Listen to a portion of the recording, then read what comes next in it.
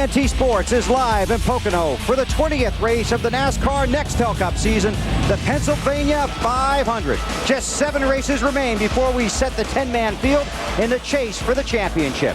Casey Mears will take the field to the green flag, and here to take us all to the checkered flag, 3 daredevils that are feeling a little more evil than usual. Alan Bestwick, Wally Dallenbach, and Benny Parsons. As you know, Bill, that's not hard to do around Wally. Hey, the NASCAR Nextel Cup Series raced here at Pocono last 7 weeks ago, and 16 of the 43 starters didn't finish the race. With 7 races to go in the race to the chase, BP, those mechanical failures that took a lot of those guys out of the race in June could be big today. They sure could. I don't think there's a tougher racetrack on the circuit on the engine and transmission than Pocono, because to go down the corner, these guys have to shift down and also try to accelerate off the corner hard on transmission. Here, 7 weeks ago, Mark Martin had a top 5. Engine goes bad. Also, the 88 car of Dale Jarrett, another car solid in the top 5, has an engine problem. If you can get these, if these guys can get the 100 points or so they lost back, they might be in good shape for this top 10 7 races from now. Dale Jarrett was in the top 5 in the final laps of the race when he had his mechanical failure in June. Wally, 1 hour of practice for these drivers this entire weekend, and that was before qualifying Friday. How does it affect them to start the race? I don't think so much. They were here 5 weeks ago, and they have setups. They have all the notes. I don't think it's really a big deal. It's a big deal for somebody like Matt Kenseth, who went to a backup car. He's got 2 laps on his car. But outside of that, I don't think it makes a difference, except maybe BP, the guys that want those shocks that they had that they can't have now that they had 5 weeks ago. I tell you what, going through the garage here this morning, so many guys that had the shocks here 7 weeks ago, they were really said, why didn't we have practice yet? Because we needed to get on the racetrack. The guys that did not have the shocks, we didn't need to practice. We were here just 7 weeks ago. And if you don't know why they didn't have practice yesterday, it rained. Fog, rain, mist. So no track time for the weekend for the NASCAR Nextel Cup Series except that 1 hour on Friday. And with this most difficult racetrack, 3 different shaped and banked corners, 3 different length straightaways, it's a mechanical monster, and the teams really wanted that tune-up time. We'll see how it plays into the race to the chase as it unfolds over the next 500 miles. 43 drivers strapped aboard their cars, and these fans are waiting for the command to get the race underway. Ladies and gentlemen, the next words you hear will be the most famous in all of auto racing. They will be given by Congressman Don Sherwood, General Kevin Burns of the U.S. Army, Lieutenant General William Wessler III of the Air Force, and General David Huntoon of the U.S. Army, and Norman Perlson, Editor-in-Chief of Time magazine.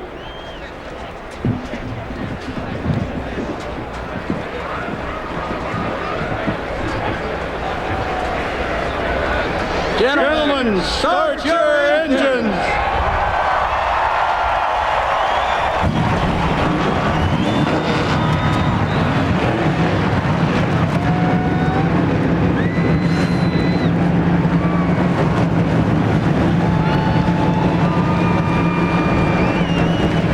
Fans that have sat through the inclement weather all weekend waiting to see if Casey Mears can score his first NASCAR Nextel Cup Series win today. Only one driver's gotten his first win at Pocono in the past. That was Jeremy Mayfield.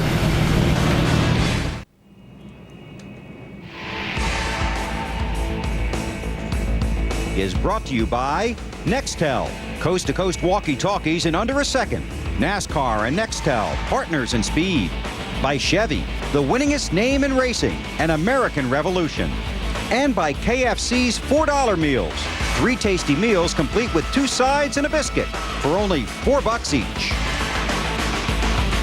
Grandstands are filled on this massive 2.5-mile triangular racetrack in the Pocono Mountains of Pennsylvania. The cars that'll start the Pennsylvania 500 moments beginning to roll off of the pit lane. I used to live about a 2-hour drive from here down near a little racetrack in New Jersey called Wall Stadium. And a fellow by the name of Ray Evernham made his name there racing modifieds at that racetrack. Actually, a lot of competitors made names for him there too, but we can't say those on television. Evernham owns the cars Jeremy Mayfield and Casey Kane will drive today, but Friday he got back behind the wheel so he and Jeremy could show him the do's and don'ts of Nextel Cup racing while Wally was away in New York. The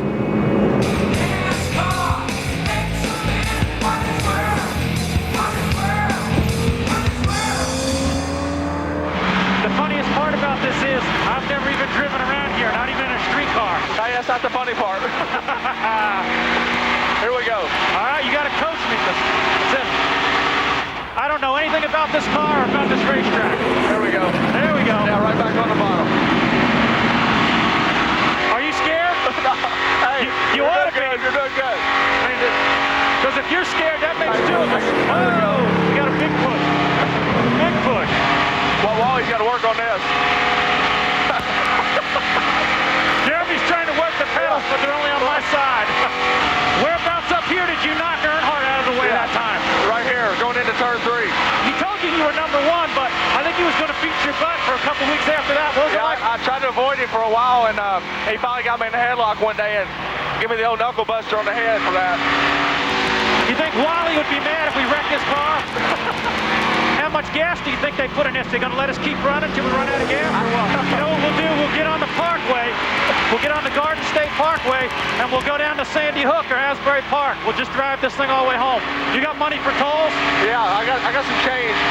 If not, we'll get a sponsor. Mountain Dew will pay for it. Jeremy with his feet up on the dashboard. That's usually the reaction you get from somebody in the passenger seat. Yeah, so see, it's not just you driving that scares people. All right, cars on their track making their parade and pace laps. We're getting ready to go with the Pennsylvania 500. 65! Pretty happy day Friday for Casey Mears. Budweiser, the official beer of NASCAR, proud to sponsor the Budweiser Pole Award given to the fastest qualifier in each NASCAR NEXTEL Cup Series race. Casey with his first career Bud Pole Award, 10th driver to earn his way into the Budweiser Shootout at Daytona for next February. Budweiser congratulates Casey Mears, the latest Budweiser Shootout eligible driver. Check out the starting lineup for the Pennsylvania 500. Mears on the front row with front row Joe Nemechek. Row number 2, last weekend's winner, Kurt Busch, finished second in the last 2 July Pocono races. And Sterling Marlin has led more laps the last 4 or 5 races here than any other driver. Starts 4th. Row number 3, Elliott Sadler, one of those drivers inside the race to the chase, inside that top 10, but looking back over his shoulders, and the rookie Brian Vickers. Jamie McMurray, another car out of Chip Ganassi and Felix Sabata stables, and Tony Stewart. Row 4. Row 5, Jeremy Mayfield, his best track statistically in his Cup career, looking for his 3rd Pocono win. And we continue on down. Michael Waltrip, Rusty Wallace in row number 6. Jeff Gordon and Jimmy Johnson in row 7. Jimmy trying for the Pocono sweep. He won here 7 weeks ago in a dominating performance. On the inside of row 8, we find Matt Kenseth, the 17 car. Let's try to talk to him. Matt Kenseth, Benny Parsons, you got me? That's Benny. Hey, Matt, you've only got 2 laps on this race car. Any cause for concern? I got the greatest team out there behind me putting this thing together, so I feel pretty good about it. I don't feel like we're at a very big disadvantage. You know, everybody pretty much just practiced qualifying on Friday, and race setup and qualifying setup's a lot different, so I think we're pretty much in the same boat as everybody else. Biffle in the 16 car just practiced race runs. You able to talk to Doug Richard to get some ideas? We pretty much went off what we did last time. Last time we all ran kind of similar setups, and you know, we're all the road cars are set up fairly close today, so we just pretty much went off what we did last time. This is the same car we raced last time. We just changed some things on the body to try to make it a little bit better. So kind of looked at what they did, kind of looked at what we did last time, and kind of came out with somewhere halfway in between to start the race. Good luck to you, Matt.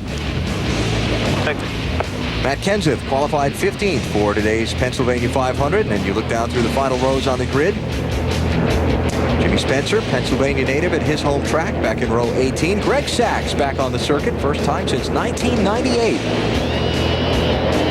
And Ken Schrader, Morgan Shepherd in on provisionals, as well as Kurt Shelberdine, Jason Jarrett, and Carl Long, who will bring up the tail of the field. Failed to qualify, 3 drivers unable to get into the race. And moving to the back, Jimmy Spencer missed driver introductions. He was scheduled to start 36th. He'll go to the tail end of the line.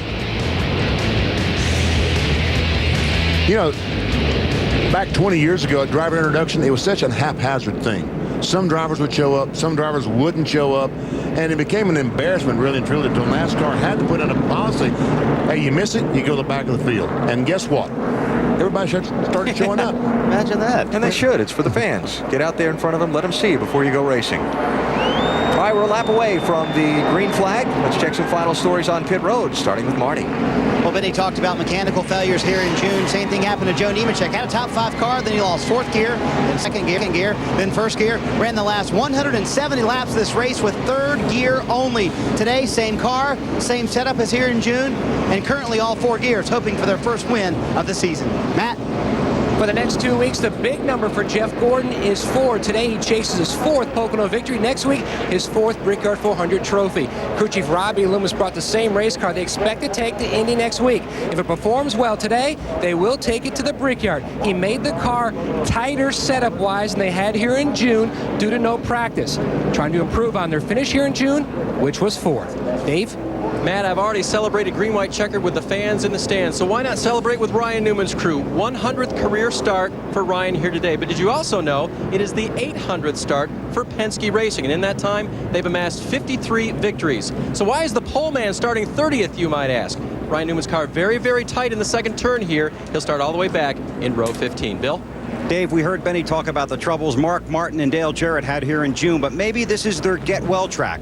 Mark has 17 top 5 finishes here and 5 second-place finishes. He's still looking for his first victory at this track. That would certainly help him in the chase for the championship. As for Dale Jarrett, trying to climb into that top 10, he's a 3-time winner here at Pocono. In his entire career, the furthest Dale has ever started back in the field and gone to victory lane, 24th at Indianapolis. Today, Dale Jarrett starts 24th. Alan? All right, Bill, thanks. So the cars coming around to complete their parade and pace laps. We look at some of the numbers on the day here at Pocono. It's going to be a 200-lap race on this 2.5-mile track. And that pit window is big because this is such a long, wide racetrack with little banking in the corners. If you run out of fuel here somewhere past the start-finish line, you're not going to make it back around. The car will not coast the entire 2.5 miles to get back, so you just simply can't gamble here. And it always seems like you run out just when you get past pit entrance. And while you're enjoying today's Pennsylvania 500 live on TNT, here's something you can look for. If you go to NASCAR.com right now, you can sign up for their live race application called Pit Command. It's a nice little enhancement to our race broadcast on TNT or any NASCAR Nextel Cup race. Live race telemetry from all 43 cars to your computer. Plus different in-car audio. You can follow the top 10 cars, compare any 2 drivers head-to-head, you name it. It's Track Pass on NASCAR.com. Go to AOL or NASCAR.com. Weather today, it's muggy, it's overcast. We could have a threat of showers later on, but for now the track is dry and the fans are screaming. We're green at Pocono in the Pennsylvania 500.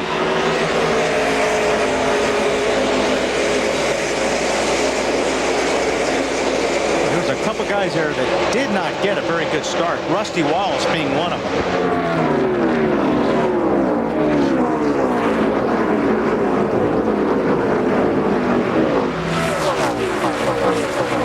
Ricky turn 1.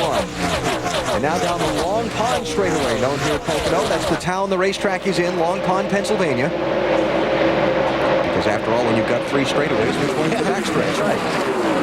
This is the second corner. You'll hear the drivers call it the tunnel turn. The access tunnel into the infield goes underneath that corner. And this is a tricky corner, as you see Michael Waltrip making a move under Jeff Gordon.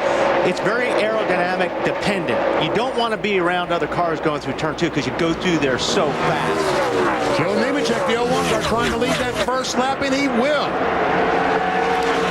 Nemechek underneath Casey Mears in that third and final corner, and now down the longest single straightaway on the circuit.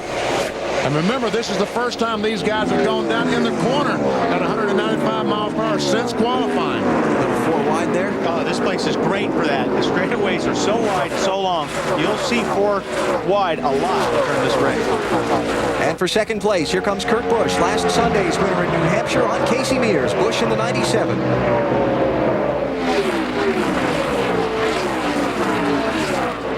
If you can get up underneath somebody getting off of turn 1 and run with them all the way down the Long Pond, it's really your corner in turn 2. You want to be on the inside. Sorry, Walt. Brian Vickers in 25, working on Jamie McMurray, and he'll pick up the 6th position.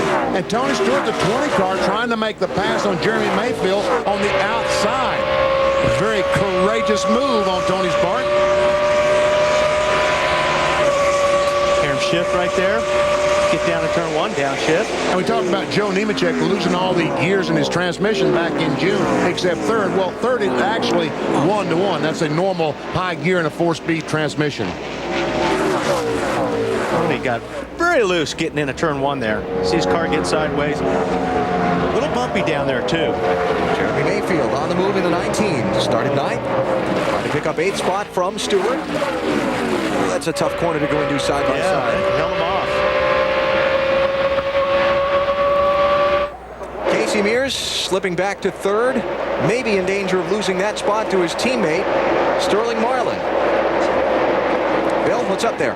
Yeah, Allen just too tight, so he's going to probably lose a few more positions. Already talking about what they might be able to do when they pit. But that 41 car for Mears, tight off, Wally. Tight off. Which means? Which means it won't turn. You get on the throttle, the nose will slide up the racetrack, and it's a throttle-induced tight. So when he's on the gas, the car quits turning and it slides up the racetrack. Guys turn up underneath you. That's where they can pass you when you're tight. And yes, that is Sterling Marlin's car, just a different brand for his sponsor on the side of the car this weekend. What was that? Was that just a piece of trash that just blew off there? The last lap, I noticed some trash going in the tunnel corner.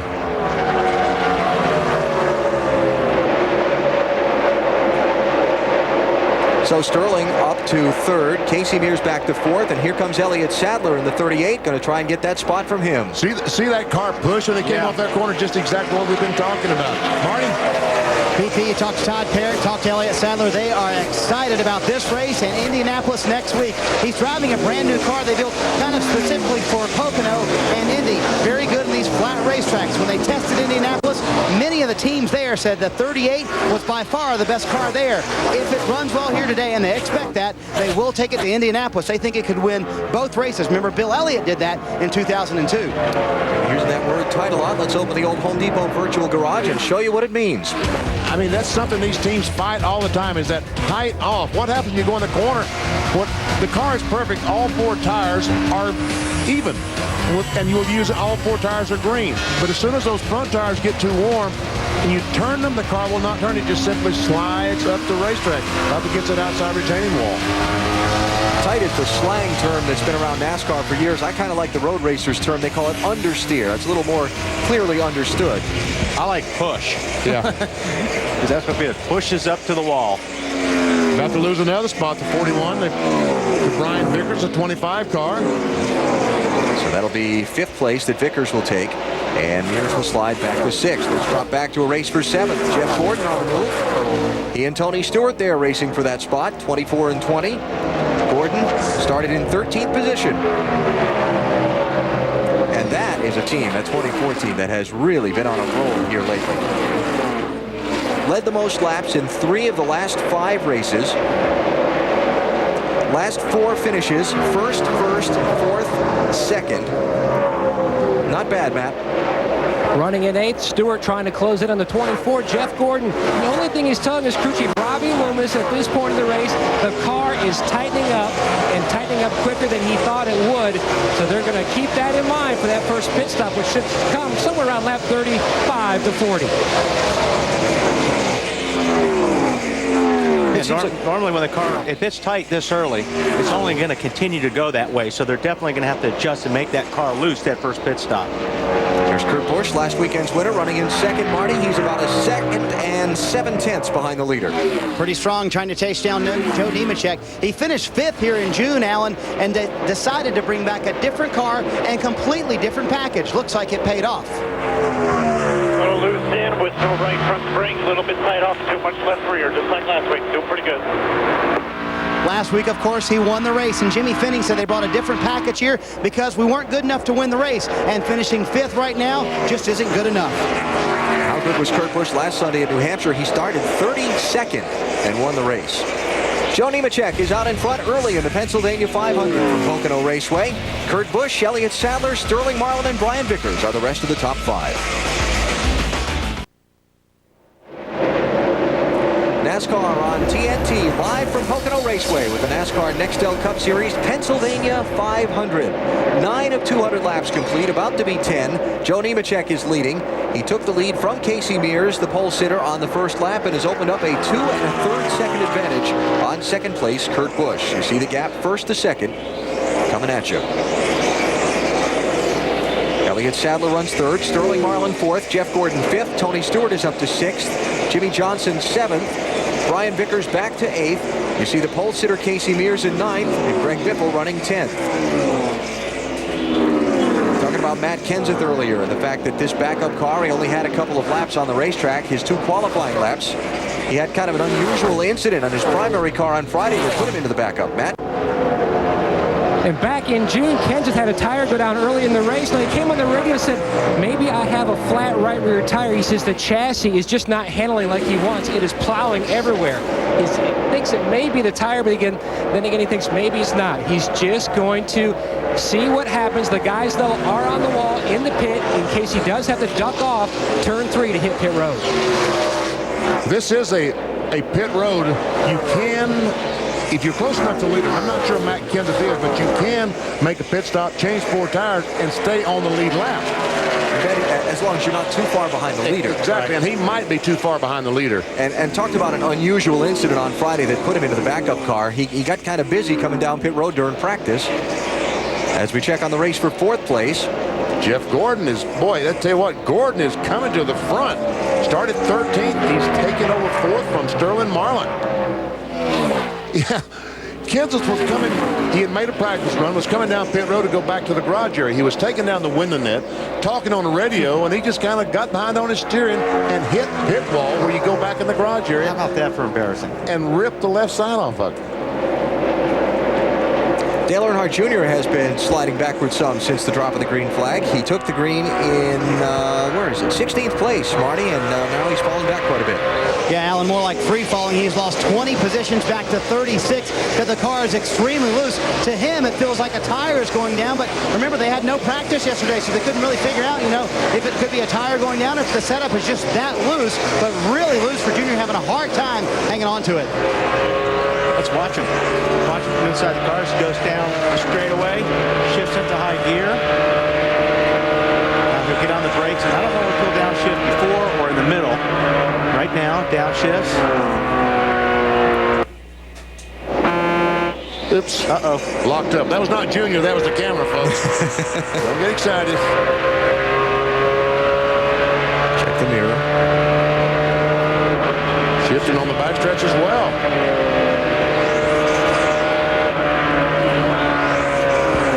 Shifts into the tunnel turn. See those big bumps there? There's the loose right there. Whenever you see the hands go to the right, that's loose. All right, let's check back up front as Tony Stewart is on the move. He's trying to get a spot away from Sterling Marlin. This will be 6th place. Jimmy Johnson just went through Marlin ahead of him. There's the 48 car, so the defending, well, the most recent winner here at Pocono, I should say, Johnson, Bill, is up to 5th. And moving forward, despite Allen, he says the car is getting tighter and tighter off the turns, and it's a little weird over the bumps. Also, guys, in turn 3, he said it's getting really slick. It feels like I need a softer tire, is what he told crew chief Chad Canals. Basically, the complaint from a number of drivers, no grip. I don't think he's going to get that softer tire, but certainly not today. No. But, looking at the cars, Jimmy Johnson, Tony Stewart, Jeff Gordon, all 3 of those cars look the best in turn 1 over the bumps. Stewart was right on the bottom. Jimmy Johnson leads the Nextel Cup Series championship standings, but because of this race to the chase and the new system used to determine the champion this year, he's really not getting a whole lot of attention for it right now. And earlier this weekend, we asked him his feelings on potentially having a big point lead wiped out at the end of the Richmond race. He said, well, it doesn't matter. My feelings are irrelevant. I've been vocal and expressed some of my opinions on the point system, my likes and dislikes of it. But at the end of the year, I should say, it doesn't matter. We all know what the point system is, and we're all racing under it. And we've put in a great first half, getting into a great 2/3, and we've got to step up and nail it in those final 10s. So, like I said, it's hard not to let your mind wander and wonder if, but I can't spend too much time doing that. The Slows team can't spend much time doing that because that's not what the trophy is based on this year, and it's time to get to work. Exactly. But the wonder ifs will be afterwards if he loses. That's the thing. You don't think about it now, but he will be wondering if he doesn't win this championship. Oh, certainly, but that's not the way the rules are this year. Well, I know, but you're going to think about it. Yep. Now, if you had last year's rules, I would be the champion, but guess what? We don't have. We got better rules this year. Jimmy Johnson having a good day so far today here at Pocono. He's up to the 5th position after starting back in 14th. Joe Nemechek continues on cruise out in front. He leads 2nd place Kurt Busch by 3 seconds. You're watching NASCAR on TNT. August 4th, 1974, the first NASCAR Now Nextel Cup Series race was held here at Pocono Raceway in Long Pond, Pennsylvania. 2.5-mile, 3-cornered track, better than 100,000 on hand here today. And we check our Wendy's race menu next weekend. Need we say much more than the Brickyard 400 at Indianapolis Motor Speedway? I think that's enough. And then it's on to the road course in Watkins Glen, the home of American Road Racing. And we continue on to the Michigan International Speedway and the night race at Bristol. What a great racing coming up as we count down the race to the chase here on TNT and NBC. Big lead for Joe Nemechek over Kurt Busch. You check a little farther back, it's Elliott Sadler 3rd, Jeff Gordon 4th, Jimmy Johnson coming through in 5th. Sterling Marlin kind of fading back. That's Jamie McMurray pulling out to challenge him. Marlin was as high as 3rd a little while ago. Now he might lose 9th spot to his teammate. And the guy right in front of him, Greg Biffle, is flying. Biffle? That's right Vickers there. in front of him. Biffle's left him. He's up to 6th. Wow. You see Tony Stewart going by Kirk Sherman in the 72 car. Kirk a lap down. Tony is up to 7th place in the opening laps of this one. Tony has finished in the last 3 weeks 5th, 1st, and 5th. So here's another guy doing his usual thing of getting hot late in the season. Well, we'll go put the camera on Greg Biffle, and he almost slides into the wall off the corner. But Biffle in the 16 car started back in 19th spot. Neutral is good. Neutral is real good. Absolutely. Bill? Yeah, Biffle telling you the story. Started off tight, but getting better every lap, Benny. And I talked to Doug Richard, the crew chief on the 16, and Friday during the practice, since Greg had to go to Colorado and run the Busch Series race, they did all practice runs on Friday. And what a godsend that was because of the practice yesterday being rained out. The lead is pretty well in the hands of Joe Nemechek at the moment, so here's the plan. We're going to take a break here, come back and go through the field, all the lead lap cars. That'll get you back to about 38th spot. We're back in a minute on TNT. It is a sunny afternoon in Pocono, Long Pond, Pennsylvania. The Pocono Raceway 500 miles for the stars of the NASCAR Nextel Cup Series. Joe Nemechek started outside the front row and took the lead on the first lap, and he's the guy so far. We're going to take you through the field. It's time for a visa through the field. Let's start with the guy that's number 1. Here's Marty. On a nice leisurely Sunday drive is Joe Nemechek out front, checking out from everyone. Little Snugs, the only thing he said on the radio, his team's been on a roll lately. 2 top 10s in their last 3 races. Kurt Busch started 3rd, currently in 2nd. He said he's got no overall grip. Radioed on lap 15, just a little bit tight, starting to get a little bit tighter the longer he runs. Matt? Jeff Gordon 3rd in points, entering Pocono. 3 wins here on this triangled racetrack. We told you earlier, said the car was tightening up. Now the car is tighter in the tunnel turn.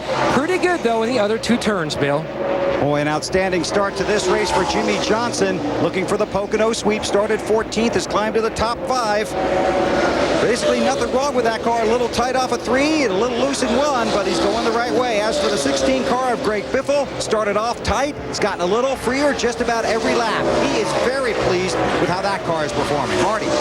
Well, in the last few laps, Elliott Sadler's fallen from 3rd to 6th here. His car is tight, and as that fuel burns off with all these cars, it gets tighter the longer he runs. Start number 197 going for win. Number 3, Tony Stewart having a fine run. Good on entry, he says. Loose off of 1 and 2. They said, hang in there. Piece of cake, guys, with his quote back. Matt?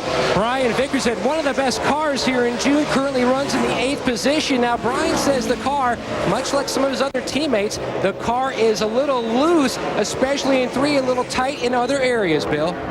Mark Martin had his worst starting spot ever at Pocono, 21st. He has climbed into the top 10. I talked to his crew chief, Pat Trayson, a few moments ago. Pat said, we're doing fine. On the radio, he said to his driver, go get him. Matt? Rounding out the top 10 is Jamie McMurray in the 42 car. He finished 9th here in June. He entered today 13 to the championship standings, only 134 markers out of that top 10 spot, trying to make a big push here today. The car a little too tight early on. Alan? Caution-free so far. Joe Nemechek has led all of the laps, averaging 161.9 miles per hour. He has lapped the 38th place car, Morgan Shepherd, and next ahead of him to be put a lap down is going to be Dale Earnhardt Jr. And so many cars out here really need a caution flag to get some adjustments made to these cars. No practice on Saturday. Let's continue our visa through the field with 11th place Michael Waltrip. Matt. Michael Waltrip having a good run. Now, he told his crew chief Slugger Labby earlier on, he says the car off of turns 1 and 2 is very strong, but I need the most help on entry. He crashed out here in June, but finished 4th 1 year ago, Bill. Matt Casey-Mears started on the pole, his first pole in this series, but since the green flag, he's been going the wrong way, and this might tell you why. Man, that thing is horrible center off. It won't roll the center at all. And the front end really bad center off. I'm still really loose getting in. So it's been a disappointing start. Mears would definitely like a caution to work on that car. As for Jeremy Mayfield in the 19 car is real tight. No front grip is what Jeremy's telling his crew. Marty? Bill, a little forward progress for Kevin Harvick. Started 18th, currently in the 14th position. He's one of those guys trying to hang into the top 10, 9th in points, only 5 ahead of Ryan Newman in 10th. A little loose in and loose off for Kevin Harvick. Matty? Defending series champion Matt Kenseth did not have a flat tire, but the car is just weird, Matty says. It plows everywhere, but also loose on entry. They're looking to make a significant track bar adjustment on their first stop, Dave. Dale Jarrett's had some trouble today after starting 24th. He couldn't downshift into 3rd in turn 1, reported on lap 7, and he just reported on lap 28. Jumped out of gear again. Hang on, Dale. The 9 car of Casey Kane, they've told him all day long, you're running as fast as the leader. He reported the car is a little bit loose and feels a little bit on top of the track. Look for them to pit around lap 32. Alan? Here comes Joe Nemechek about to put Dale Earnhardt Jr. a lap down. Now then, Junior is going to go a lap down, but maybe he can run fast enough to stay right behind the 0-1 car before Nemechek starts lapping other cars, and he would get the Lucky Dog Award. Now, Ricky Craven is not too far ahead of Joe Nemechek, so it's going to have to come out pretty quick. Now we're hearing from pit road that we may begin to see some pit stops here shortly, so we'll hold up on the rest of the through the field for now and keep an eye on some guys making a dash in for some tires and some fuel. About to complete lap 30. I mean, right now would not be a bad time for Junior to go ahead and make a pit stop and make some adjustments, although he would not be awarded the Lucky Dog. And you know, the sun's in and out right now, which is going to affect this racetrack too. So they're trying to make adjustments to the race cars, but as the weather changes or the sun goes behind the clouds or not, it changes the racetrack. Dale Earnhardt Jr. started in 16th position. He fell back through the field. Way over. Really loose. And as you can hear, is struggling with that race car. And this is the 2nd place driver in the NASCAR Nextel Cup Championship standings. They say it's rolling over. Is that what he said, BP? I thought he said rolling over. It's really loose. Did you hear that part? It looked like he's waving. He's going to probably come in the pits this time. I don't think this is a bad idea on his part. Put a spring rubber in the right rear. Keep that spoiler up. Here he comes off the final corner, and indeed Earnhardt Jr. will come to pit road under the green flag at lap 30. 55 miles an hour is the pit road speed limit today, and Jeff Gordon is following Jr. down pit road. Gordon giving up 5th spot for a pit stop as well. Marty? Yeah, you guys caught part of the conversation. BP said it's just rolling over. It is so loose. They're going to go 4 rounds of wedge on the right side, 4 rounds of wedge on the left side. Those are major chassis changes. They talked about experimenting for Indianapolis this week. Matty? Steve Letarte already made a wedge adjustment on the right side of the car. Left side tires are on. He's away. The car was loose on entry into turn 2 and loose on entry into turn 3. Dave? 12 car of Ryan Newman has not been a happy car all day long. Loose in the turns off, tight off all 3 corners. They're going to make track bar wedge adjustment as he continues down pit road, Bill. Jeremy Mayfield on pit road, the car too tight, air pressure adjustments, 2 rounds in the right rear and 1 up on the left side of the car. Dave. Here's the car down that long pit road. There goes the wrench in the window. Now they work on the adjustments, filling the car full of fuel. 4 rounds in the left rear. Big adjustment for Newman to try to get this car back in the hunt. Marty? Kurt Busch has been a pretty happy camper inside the race car for most of the afternoon, just a little bit tight as we talked about earlier. They're going to make an air pressure adjustment. They're also going to make a wedge adjustment on the left side, trying to loosen that car up just a little bit. Again, a brand new car here for Kurt. Matt? Michael Waltrip, the crew already servicing the vehicle. We told you earlier he felt like he needed the most help on entry. Going to make an air pressure adjustment today. Casey Kane was reporting his car was loose. They're going to go ahead and make, looks like a wedge adjustment in that car. Again, wrench in the rear window, right side tires being changed. Air pressure adjustment as well for Casey. Matt? A slip by the gas man on Rusty Walsh's team, but the tires are on. We told you earlier, round of wedge and air pressure to try to fix that race car. Just will not turn on entry. And Joe Nemechek, the race leader, comes onto pit road for his service. Jimmy Johnson goes into the lead, collects 5 bonus points toward the championship. And here's Nemechek to the attention of the Army crew. Ricky Craven's team had put their signboard down because Craven's following him in. He stopped a little short, Marty. That'll cost just a little bit of time, but this team is not going to make any chassis. Now the jack breaks, so they can't get the right side of the car up. Bad pit stop here for the 01 guys, having a tough time on pit road. The car's been perfect, and the jack is broken. They can't get the left side up either, Bill. Working on the car of Greg Biffle, had to dodge the 80 of Carl Long, so that might have cost him a second or two getting into his pit stall. No chassis change, just 4 tires and fuel. That car's getting better with every lap. Marty. Loose race car for Tony Stewart, heads back out on pit road. They've been 1 round up on the track bar, or 1 round down on the track bar, trying to tighten that car up. Dave? 99 car, Jeff Burton in wedge and track bar adjustment, air pressure as well. Jeff was reporting his car was tight, especially in turn 3. Bill?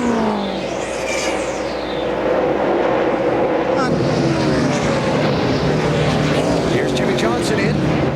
Had taken over the race lead. Now he comes down the pit lane. Troubles for Brendan Gaughan leaving his pit stop. Looks like he took the catch can with him. That might cost him a penalty. We'll see. All right, Bill.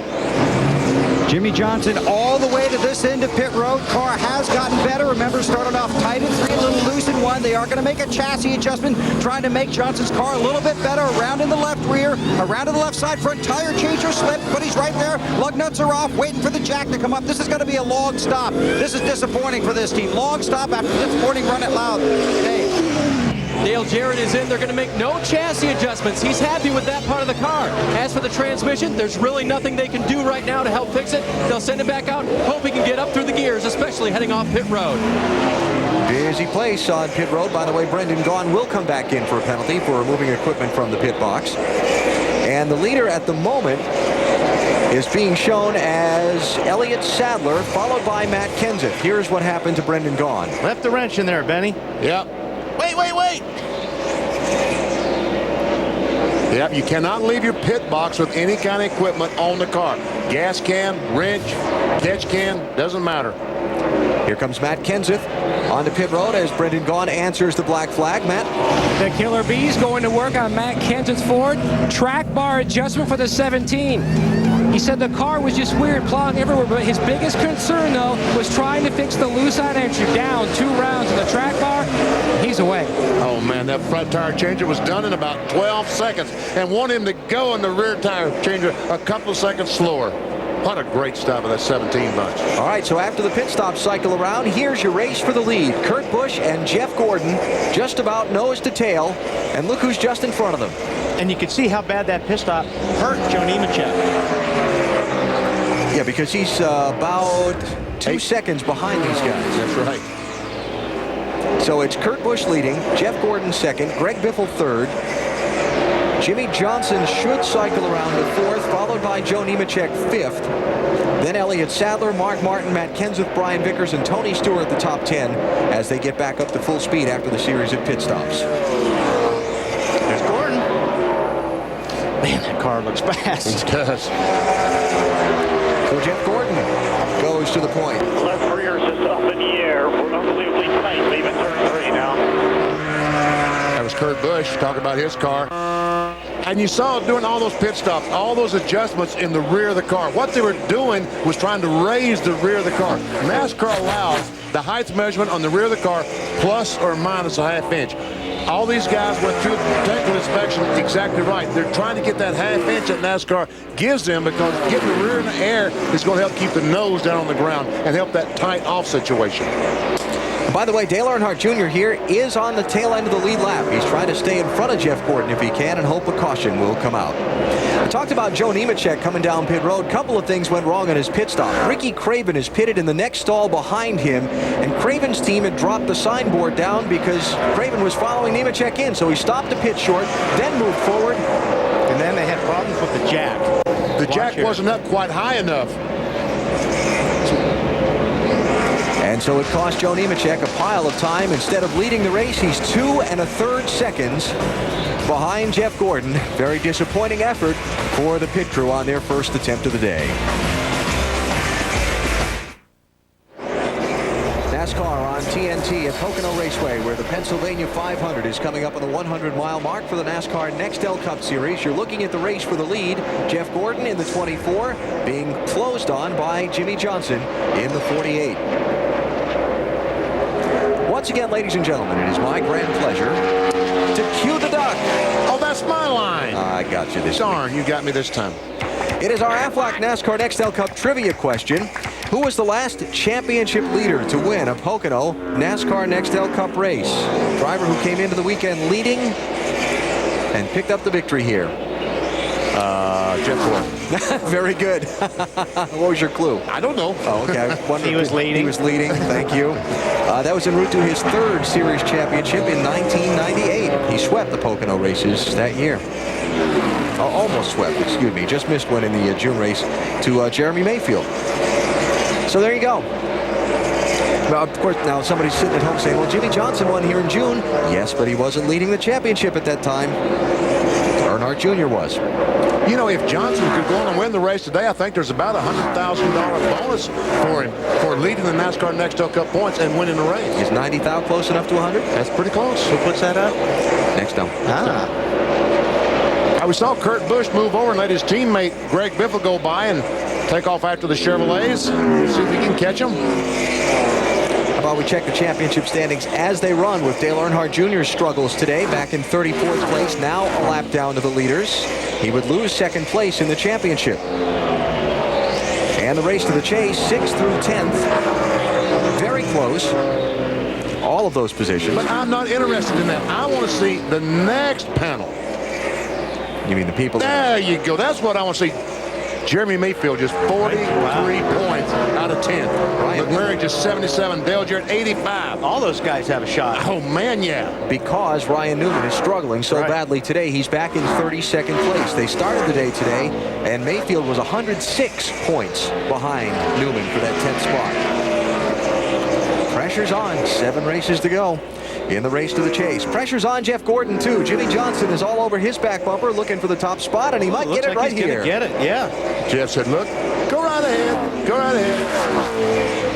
I don't know. I think Jeff has hands full there. Yeah, I do, too. There's a couple of bumps down there. And yeah, they're caught one the wrong way or something. So Jimmy Johnson is out in front. Jimmy Johnson led 126 of 200 laps in the June race here en route to his win. What are you laughing at, BP? The 24 car, he's trying to keep up with 48. He's going too fast for him. Ryan Newman on pit road, that guy 10th in NASCAR NEXTEL Cup points. 32nd place as he made the left-hand turn for pit road, and this is a long Pocono pit road, so it's going to take a few seconds till he gets to Dave.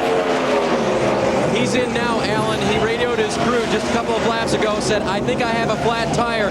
Then he reasoned that he might not, but he said, I can still put the steering wheel in any position, and it doesn't make any difference. This car is impossible to control. They'll change 4 tires for safeguarding any situation there, but they won't make any other chassis adjustments and fill it full of fuel. It just takes one race, and it changes everything. Points. I'm telling you, this thing is going to be really exciting the time we get to Richmond.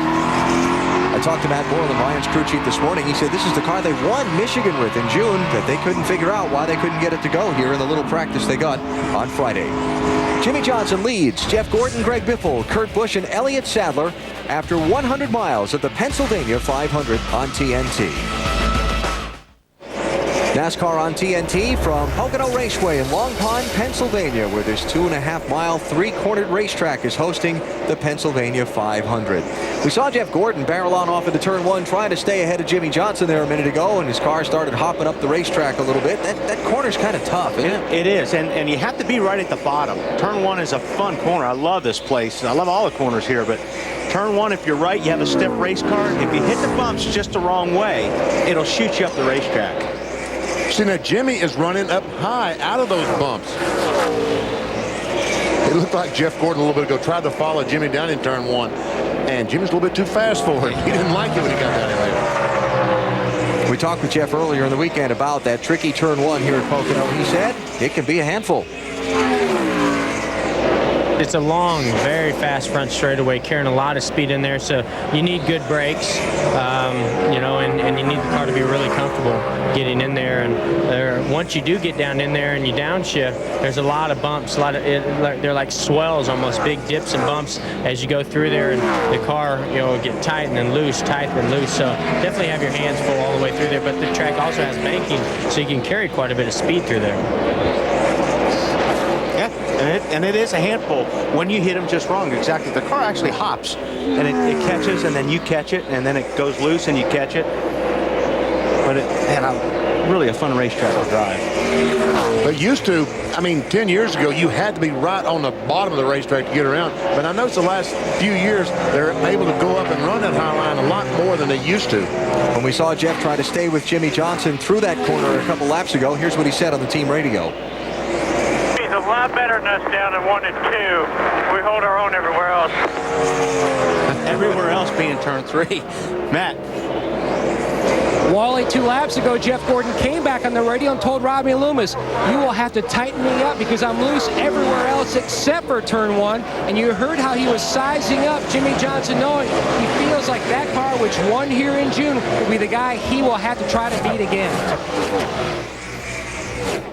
Well, sure looks that way because he's cutting some fast laps. And Johnson is just sailing away from Jeff Gordon. Here's the second place car we're looking at. Jimmy Johnson has already put 2.5 seconds on Jeff Gordon. There is the 48, and Jeff now 2.487 seconds behind him the last time they crossed the start-finish line. There he goes. There comes Jeff Gordon. And I noticed that the leader has lapped Kenny Schrader. So right now, if the caution flag were to come out, Dale Earnhardt Jr. would not get the Lucky Dog Award. He's got to catch Schrader and pass him before he would be the next car 1 lap down. And under NASCAR rules, on a caution flag period, the car that's not on the lead lap, scored not on the lead lap, gets an award. He goes and makes up a complete lap. 2.5 miles here, which is a huge reward. Check-in intervals from the leader back through the rest of the top 10. See Greg Biffle closing. Mark Casey Kane. How about that? Second fastest that lap.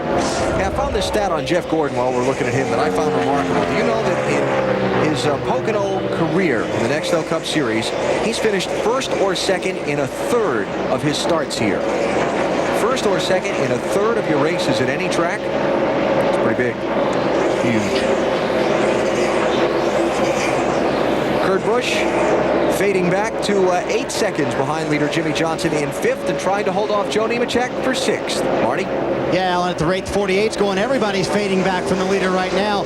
Kurt was loose earlier on in the race. In BP, they added a spring rubber to the left rear, a full rubber, tightening up that race car. Now he's a little too tight. Matt? 4 cars behind in the 8th position, Brian Vickers. Now Vickers is racing for redemption. Got a crash on the track. Turn 2. It is Scott Wimmer. And he is stuck in the mud. He is not going anyplace. Did it hit anything or did it just spin? Well, at least he's got it started. Don't tell me he's going to drive out of there.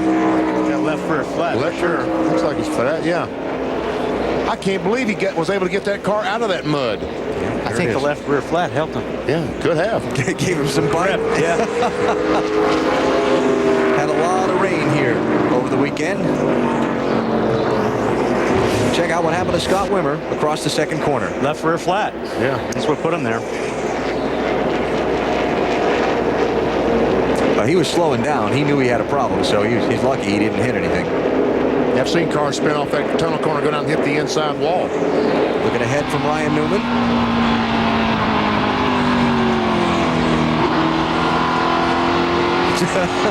Where's your muddy? Where's your mud flaps? I may have to come in for a clean windshield there. So Wimmer trying to limp around. He went past the pit road. Ooh, that's not good. That's not good here because I've had tires rip apart doing just what he's doing, and it'll take the fender with you. You should see what he's trying to do. He gets a lucky dog. Well, no, as the field was frozen. Oh, that's right. He was ahead of the pace car, so he's trying, as long as he maintains a reasonable pace, he's able to stay in that lap. That's true. So he's risking the damage to the race car to try and stay on the lead lap. That's probably a good gamble on his part. Come on, tires, stay together. Yeah. And by the way, BP, your observation a minute ago is correct. Ken Schrader is the lucky dog on this caution, so Earnhardt Jr. is still trapped a lap down. And Ryan Newman, that unscheduled stop he made just a few laps ago, he is now 1 lap down to the leader, Jimmy Johnson. And back in 35th place. There is your lucky dog this time. And I think Wally Dallenbach is the guy that gave that award the name Lucky Dog. Very aptly so. So, well, that's how he feels right now. Don't pump him up too much. So we'll see a set of pit stops here. Marty, what do you got? Hey guys, they're talking on the radio with Dale Earnhardt Jr. now. He said if we're going to change drivers, now is the time. John Andretti is suited up in the pits. He has his helmet on, a Budweiser uniform on. He's standing in front of the pit box, and they are going to put him in the car the second time by. So we'll keep you updated on that. We'll cover pit stops first. And Junior was getting ready to get out of the car. Yeah, pulling the hose. That was a cool hose right there that you put down the front of your uniform. Get some cool air. Sometimes you plug it to your helmet. And the 22 car made a pit stop with that flat tire. They're going to change left sides. And he's just trying to keep from being lapped. One thing about Junior making a driver change here, it won't be like New Hampshire. He'll have a lot more time to get it done. Here they all Here come the leaders to pit road. The stops will be at lap number 52, Matt. Jeff Gordon will have a difficult exit because the 22 car is still in. He tries to point himself out a little bit. They're going to make a track bar adjustment. Jeff really needs help more in turns 2 and 3. The car way too loose, Marty. Elliott Sadler had an opening behind him, so an easy in comes in running fourth. He said, whatever change you made last time really helped out. I want more side bite, a track bar adjustment, and a pound out of both lefts. A slow stop for Jeff Gordon. The jack started to come down. They had to go back and hit those lugs in the left rear, Bill. Good stop going for Jimmy Johnson. Wants a little more forgiveness. He changed his lines. We can get back at the turns better. It's 4 tires and fuel. Slight air pressure adjustment, Dave. Casey Kane already down pit road. A good stop for his team. He picked up a couple of positions. Just an air pressure adjustment. He said the car pushes to a loose condition. Just keep doing the air pressure adjustment we started last time. Well, Jeff Gordon lost some ground. And Matt Kenseth is still on pit road. Looks like they're working on the sway bar or fender adjustments, but I think they're making the fender adjustments. And of course here at Pocono, a caution flag lap takes such a long time. They've got the time. All they're giving up. I say all they're giving up. They're giving up track position. So Junior getting ready to get out. You see he's got the gloves off. He's got his hands down where the release for the seat belts is. We should have time, but we know where the pace car is first. See you loosening up the shoulder belts, shoulder straps. And getting ready to exit. 10-4, just tell Shannon to chill out there, Troy. Wait till I holler and hit him, then y'all go.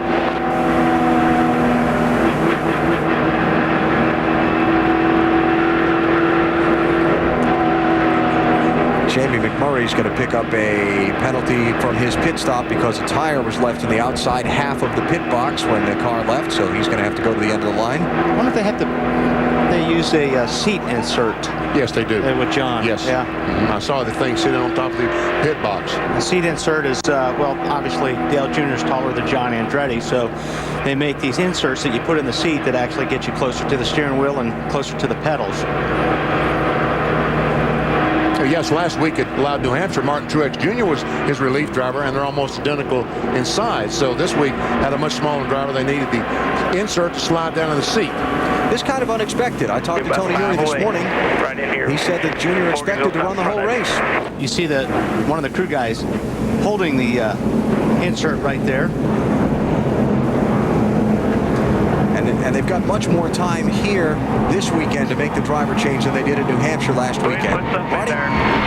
Yeah, Jay Guarneri went in the right side. B. Hoover went in the left side and actually put the insert in. John Andretti came to the shop on Tuesday, made that insert, molded it to Junior's seat. You see Andretti climbing in the race car right now. Dale Earnhardt Jr. has come back beneath the tent over here to get some shade. He said he felt like he was hurting the race team. His left leg was starting to go numb. That's where the most damage is from the fire that he suffered 2 weeks ago. And he said like he just couldn't feel the brake pedal, so maybe he was hurting the way the car was performing, and the car was not performing that well. Expect these guys to maybe experiment a little bit for the rest of this race, use this as a test for Indianapolis, because remember, they did not test Indianapolis as a driver change approaches 50 seconds now. You see, remember last week they had to do this very quickly, as you guys talked about. A lot of time here at Pocono, very long caution laps as they will try to beat the pace car out.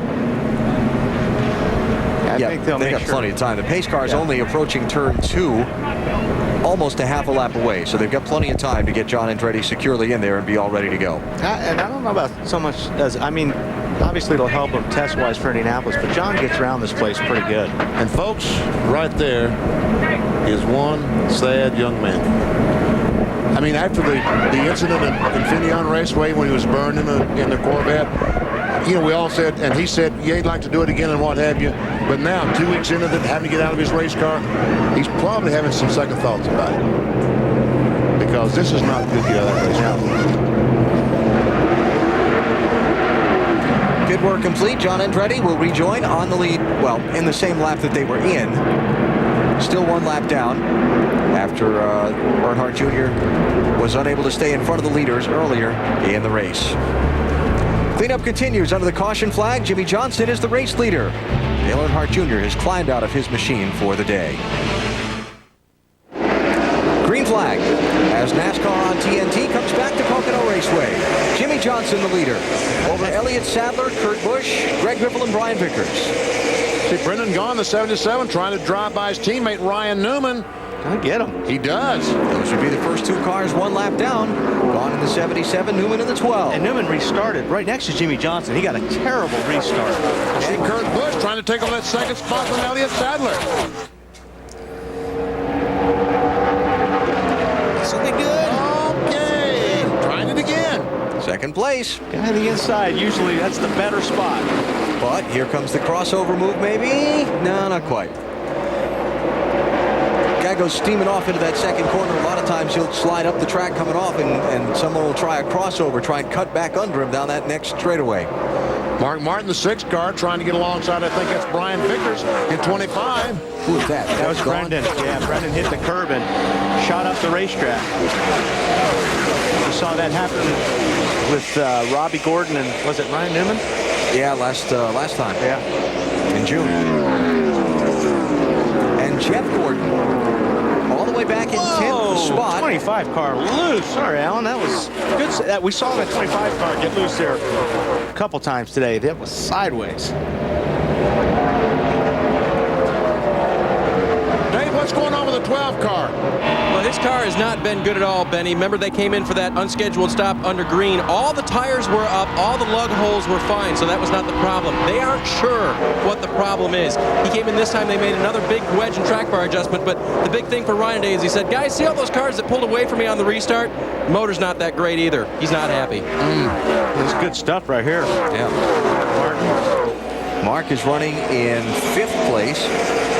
Jeff Gordon will be in 6th. Check that, Mark in 6th place, Bill. And just having a brilliant run. Just talked to his crew chief, Pat Tryson, says the car is just a little bit free. Their last conversation was, you're doing an awesome job, Mark. Mark said back to the crew, guys, we've got some pretty good horsepower here today. Race to the chase to qualify for the top 10. Jeremy Mayfield within 40 points of Newman. Dale Jarrett 79, Kane 88, and Mark Martin just 101 back, and Jamie McMurray 118. If the race ends now, obviously it's closing up. Closing up is right. Oh, it's going to be tight, and it could even turn over by the end of the day if Newman continues to struggle like this. And you see, McMurray has lost a couple of spots today with that penalty. He had to come back on the pit road.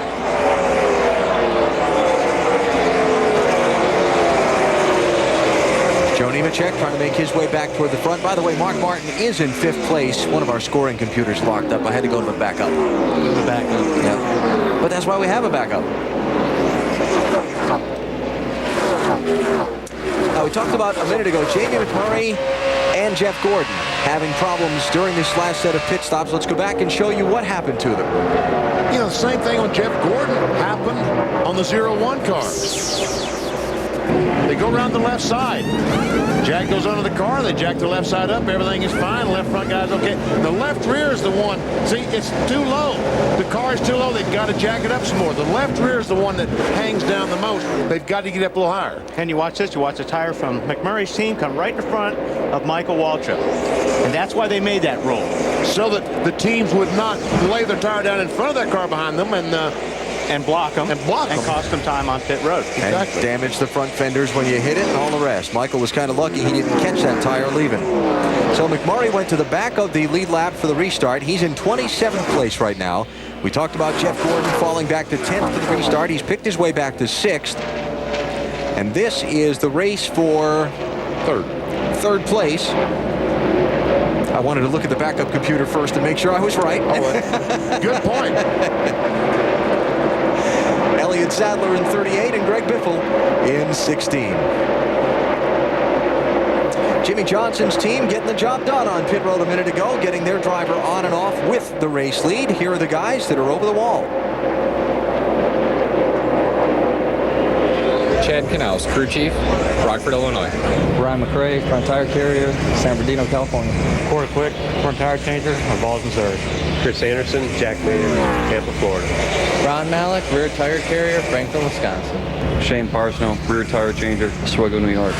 Jim Pollard, gasman, High Point, North Carolina. Mike Knauer, catch can, Cambridge, Maryland. Matt Clark, pit crew coach, North Haven, Connecticut. Matt has coached his boys well. They have held on to the lead for Jimmy Johnson, looking for a sweep of Pocono Raceway Nextel Cup races this year. Better than 100,000 on hand at Pocono Raceway for the NASCAR Nextel Cup Series Pennsylvania 500. So far, the weather has held. It's actually a beautiful day. Sun is shining, and Jimmy Johnson is enjoying it most out in front of this race as we've just gone past the 150-mile mark. Our singular race talk poll, we were talking about turn 1 at Pocono. A lot of drivers over the years here called turn 2 at this racetrack the toughest corner on the entire circuit. What do you think? Pocono's turn 2, maybe Darlington's turn 2, Watkins Glen's S's, or turn 1 at Indianapolis, that big tunnel of fans you go down? Give us a vote and we'll talk about it in just a little while. Okay. Got mine. I'm mine too. Looking at the race for 2nd, 3rd, and 4th here, Kurt Busch in the 97 is 2nd. Greg Biffle in the 16 is 3rd. Elliott Sadler in the 38 is 4th. Biffle just took that 3rd spot away from Sadler about a lap ago. Nice job by Biffle, who spent yesterday in Colorado Springs, starting last and winning a NASCAR Busch Series race that you saw here on TNT. Back here in Pennsylvania today after the 3,400-mile round trip by air and looking to make it a weekend sweep. You know, we talked about the mechanical problems the teams have with engines and transmissions. Going down in turn 1, the corners these cars just came through. You go down in that corner, you're running about 195 miles per hour. You got to brake, you got to shift down to 3rd gear and try to make that corner. The reason that the transmission and engine have so much problem because that's the last thing on your mind. The first thing on your mind is survival. And making it through the corner. Making it through the corner. So engines and transmissions. And there's a lot of different ways to do that, just downshift. A lot of guys downshift in a turn in the 3rd gear as soon as they get off the gas and they brake. There's other cars that wait till they get way down into turn 1 before they downshift, which is easier on the motor. Matt, what's going on with Rusty? He started 12th, Wally, but he's faded outside of the top 20. Larry Carter, what's wrong with your race car?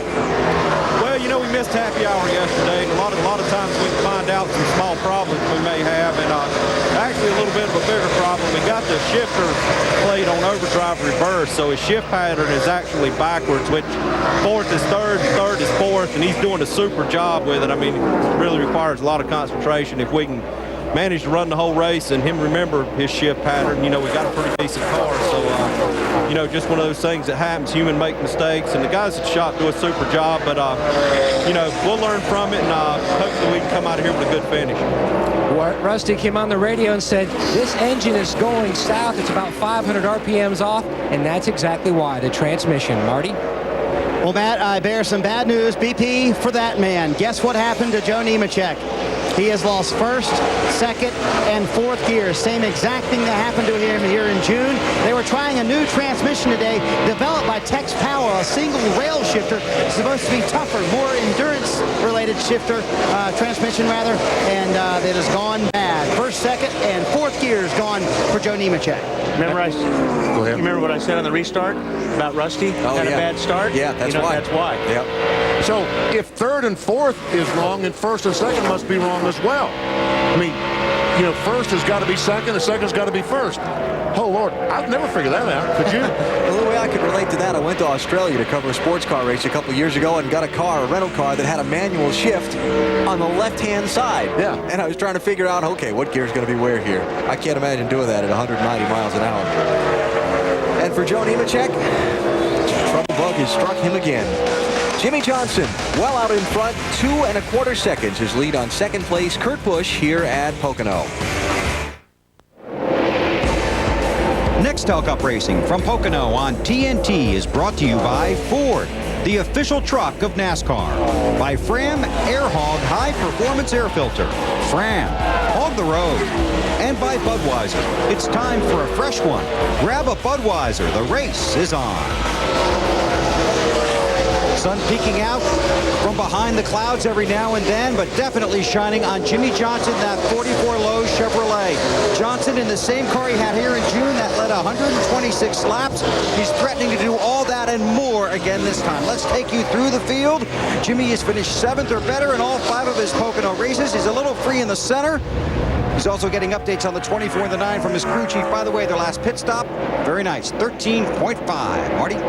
Bill, the one man that can actually see Jimmy Johnson is Kurt Busch. His car was loose on the last run, as we talked about. They put a spring rubber in the left rear. He said it's pretty good right now. Wants no changes on this next stop. All he needs now is a little track position to catch that 48. Bill? Well, Greg Biffle having another strong run. Biffle says the cars in front of him have much better grip. The crew chief and company will make an air pressure change when they make their next stop. But it's a strong run for Biffle, looking for a weekend double dip. Matt? And battling Biffle for that third position is Jeff Gordon in the 24 car. He takes it diving down into turn 1. He said the adjustments they made in the last stop, the track bar adjustment, has helped that race car. Restarted 10th, currently runs in 3rd. Marty? Elliott Sadler solidly in the top 5 and 5th. Matt said lost a lot of front grip on this run. They're going to adjust on the next stop, talking about air pressure adjustment to help him out. Dave? Marty, remember Casey Kane started the day 20th, but with a quick stop under green, and they just picked up 3 positions on that last pit stop, and a fast race car. He's moved his way up into the top 10 at this point. A little tight into turn 1 right now. Bill? Mark Martin in that 6 car. His march to the front has slowed a little bit. The car is just too loose. In fact, Mark says, it's killing me. They're going to add 2 rounds of wedge next stop. Marty? Well, Bill, being loose is also killing Tony Stewart. His quote was, we're wrecking loose going into turn 3. That was on lap 68 just a few laps ago. Tony, like most of the teams, probably about 10 laps away from pitting. Matt? 2 issues for Brian Vickers. He says the entry is not bad when he gets off the corner and on the gas, but he really needs some help in the tunnel turn. His other issue, he is under the weather today. He said he will need lots of fluid today. He's drinking all that he has. He's going to need to be replenished later on. Bill? Boy, outstanding run for Terry Labonte from 29th starting spot all the way up to currently 10th. And also carrying a different paint scheme this week. Kellogg's an official Olympic sponsor. He's got that red, white, and blue paint on it. He's a former winner here at Pocono. Alan? There are your top 10 drivers as Jimmy Johnson continues to lead. 4 leaders, 5 lead changes today. Johnson has led the most laps, 33 of the 73 that have been run. Let's keep going through the field. 11th place, Jeremy Mayfield. Bill? Well, for Mayfield and the guy behind him, Mears, boy, it's been a difficult day. Round out of the left rear, round in the right rear. 4 tires for Jeremy on his last stop. As for Casey Mears, the car was a little loose and tight off. Well, let's check that. It was extremely loose in and tight off. They made the changes. Now the car is just too tight all around, Marty. Well, we're going to talk to Dale Earnhardt Jr. He said, let's wait a little while to talk. He's going to go back into the garage area. He wanted to talk, and he said, you know what, let me collect myself. Very emotional when they got out of the car. He's still upset. Sat on pit road for a long time watching his team. The 12 car is on pit road, Dave. Marty, the 12 car of Ryan Newman is in again. Still very unhappy with that car. Another wedge adjustment. Left side tires changed and work on damage on the left front fender. Man, costly day in that race to the chase for Ryan Newman and company. Goes another lap down. So Newman shown back in 33rd place. He'll probably drop 1 spot as a result of that pit stop. 34th, a couple of laps down. Race for 3rd place. Kurt Busch, 97. Greg Biffle, 16. Jeff Gordon has passed them and left them.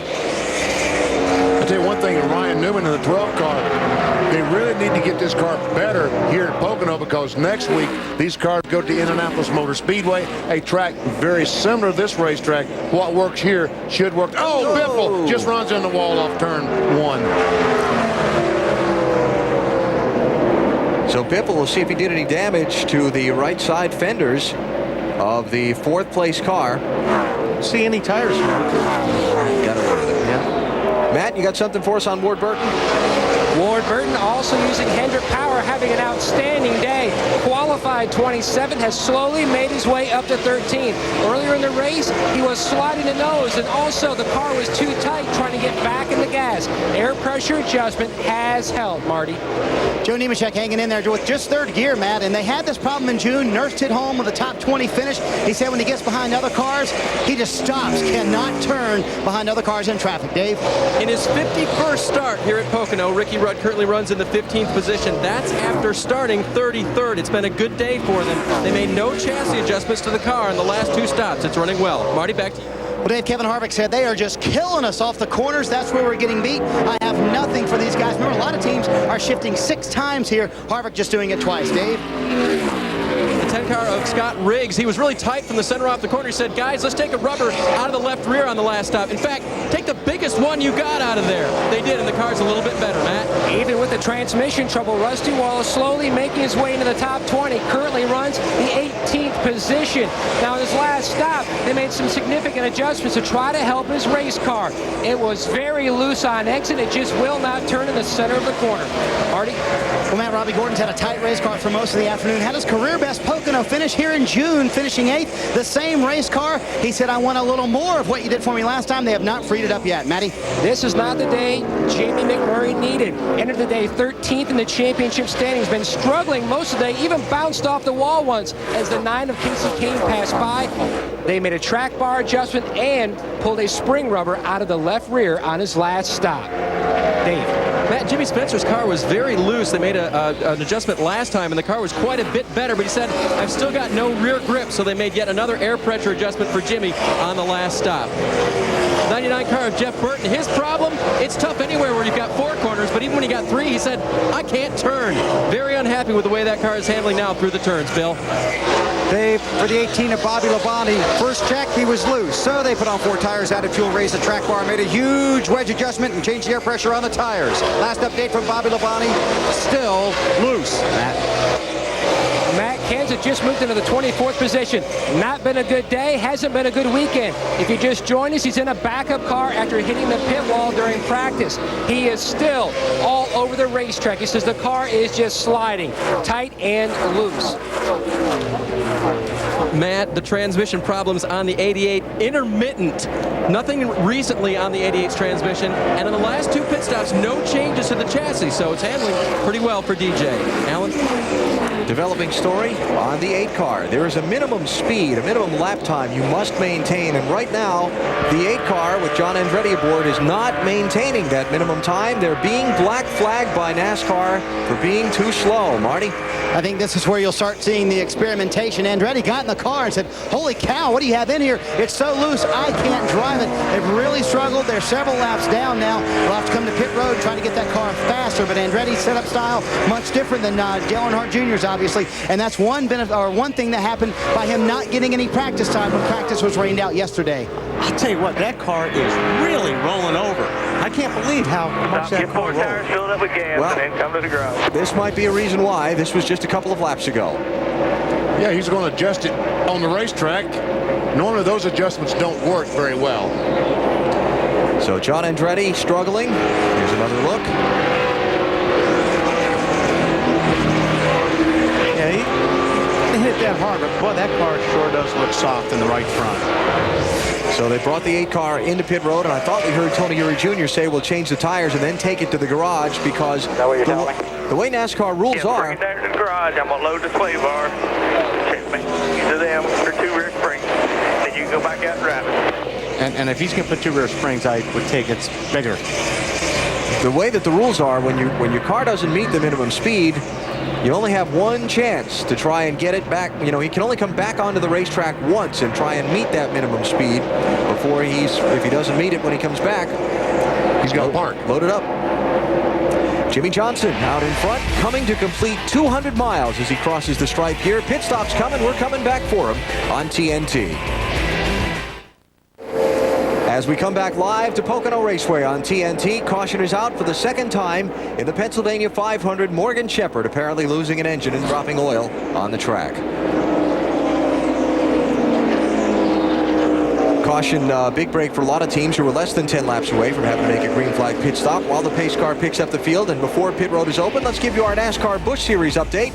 Mentioned Greg Biffle winning yesterday's race out at Pikes Peak International Raceway in Colorado. Basically, under Busch Series rules, the number of tires you can change under caution's limited.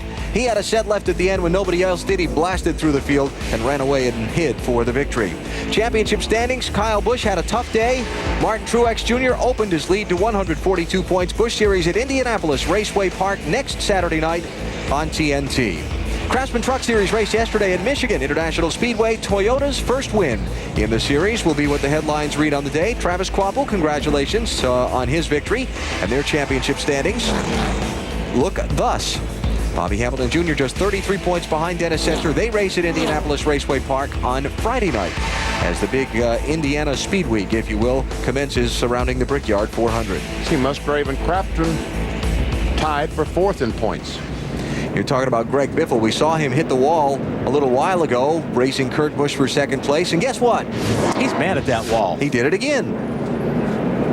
Comes off the tunnel corner, and he needed that 30 inches that they've taken away for their safer barriers. On board with Kurt Busch. He said that's what you call a four-wheel drift. Didn't hurt anything, though. And Biffle's crew will get a chance to adjust on his car here. He's in fourth place as we get set for the pit road to be opened. While we're waiting for the field to come around to the pit lane, let's check the results of our Singular Wireless Race Talk poll. S is at Watkins Glen with a narrow victory. What do you think, guys? I would have said B. I would go for D. Indianapolis turn one. I just think, you know, you drive down the corner 205 miles per hour. That's a handful. Darlington turn two, tricky. Yeah, that's a tough one. Pocono is no slouch either over there in the old tunnel turn. And let's see who's a slouch on pit road this time. Jimmy Johnson, Jeff Gordon, Kurt Busch, Greg Biffle, Casey Kane. The top five as they come in. And Matt Yoakum leads us off. Jeff Gordon will hit first. On his last stop, they debated whether to pull a spring rubber or go for the track bar. They went for the track bar. This time, they're going to pull a spring rubber out of the right rear, but also make an air pressure adjustment so they don't go too far. The car way too loose everywhere. Marty. Kurt Busch still just a little bit loose. You see them go down on the track bar, bottom of your screen. 2 rounds trying to tighten that car up just a little bit. They had a great stop last time, putting the rubber in. Nice stop this time, Bill. Johnson too loose. They wanted to tighten him up with air pressure and a track bar adjustment. Jimmy said, no, don't mess with the air pressure, track bar adjustment. He's away at a flash, Dave. When Casey Kane came in, they put a track bar adjustment on the car and made an air pressure adjustment because it was tighter than it was before. They gave the driver ice and water because he was hotter than he was before. And Jeff Gordon losing some ground on the pit stop again. We heard the call pulling that spring rubber out. We'll get back to that in just a minute. First, let's check back in the garage with Marty. Well, Dale Earnhardt Jr. has come from his motorhome, and tell me about the decision to get out of the race car, Jr. Well, the car was real bad, and we was going backwards, and so we had John standing there, and I thought if we was going to make a change, we should make it then.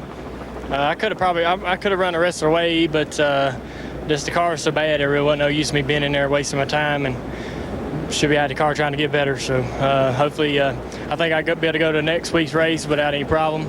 And we've had a terrible race car today, so it wasn't no use of me being in there flying around in it. I think the fans want to know, how do you feel? I felt fine. The bumps hurt a little bit, but my foot was going to sleep. I hadn't been using it a lot. I hadn't been standing on it much, and so it just goes to sleep, cramps up real easy. But I don't know. I just really disappointed that things are going like they're going. I wish that this thing would heal up a little faster, but it just takes time, I guess. Emotionally hard to get out of the car real quick? Depends on how good it was driving. It was driving pretty bad this weekend, last week. I hated more giving it to the guys I was giving it to than to get out of it. throwing John in there. He had a lap this weekend, and the sway bar bolt was missing, and the car's rolled over and spinning out on him, and just hated for him. Hated to put Martin in that situation last week. The car wasn't that great, but I just didn't really have any business trying to run it, and hopefully we'll come to Indy and be able to get through it. All right, heel up for Indy. Wally, that's the answer to your question. The bolt broke on the sway bar arm. That's why the car was so bad. And it sure looked like that because the cars don't roll over that much, especially here at Pocono, so you can tell something was definitely up. Pit crews did their thing. Jimmy Johnson's team holding serve on the caution flag stops. TNT Sports live at Pocono Raceway, Long Pond, Pennsylvania, with the NASCAR NEXTEL Cup Series Pennsylvania 500. Last weekend's race in New Hampshire, Kurt Busch's crew spent the least amount of time on pit road among eligible teams, picked up the $20,000 first prize in the McDonald's Drive-Thru Pit Crew Championship, fueled by Powerade. You see the season-long standings. Dale Earnhardt Jr.'s team still on top in the chase for the $200,000 top prize. Cleanup still going on after Morgan Shepherd's car dropped some oil, so it's going to be a little while before we go back to green. Jimmy Johnson was first off of pit road, though a couple of guys did not stop. Still, Johnson's been the man today, telling the competition, come on, I'll take you on.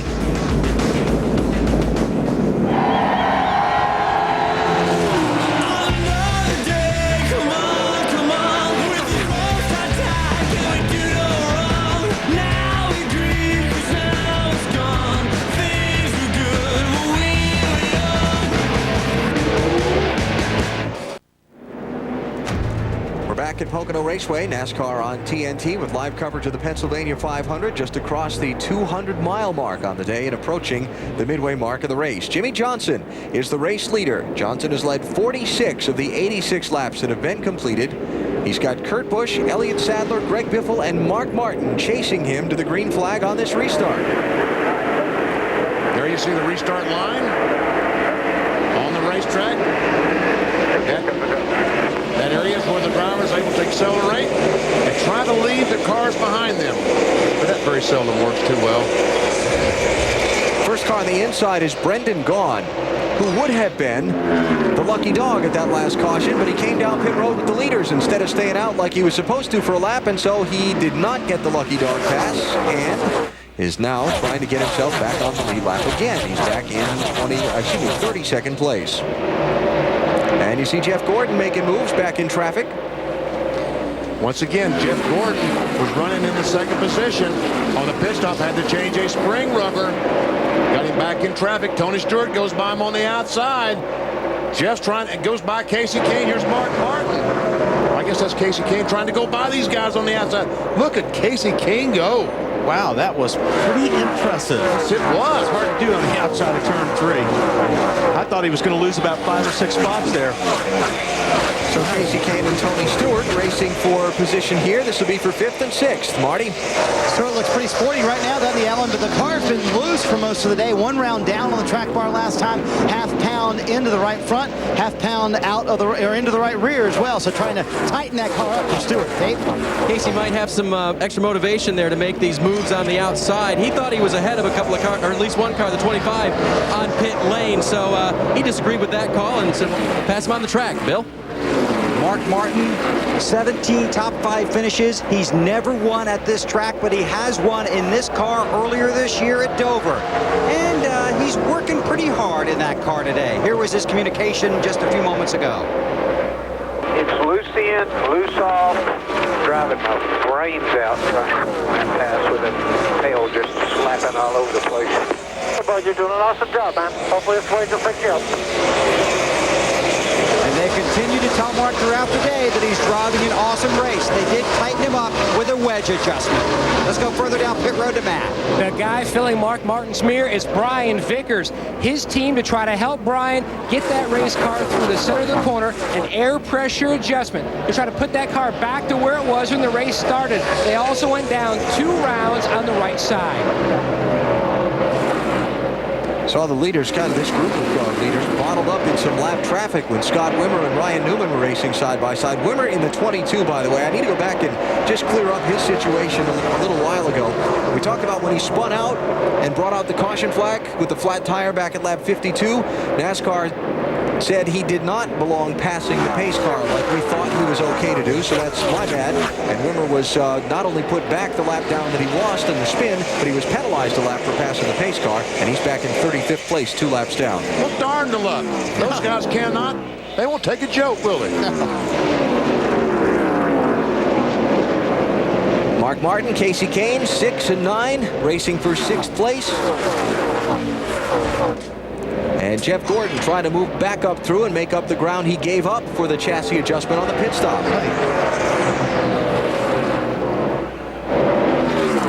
Matt, I'll tell you what, that 24 car still looks very good to me.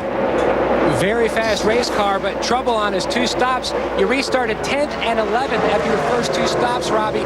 What's wrong with the race car? Is the chain broken? Well, the car's been extremely loose all day. That last stop, we had to get a rubber out of the right rear.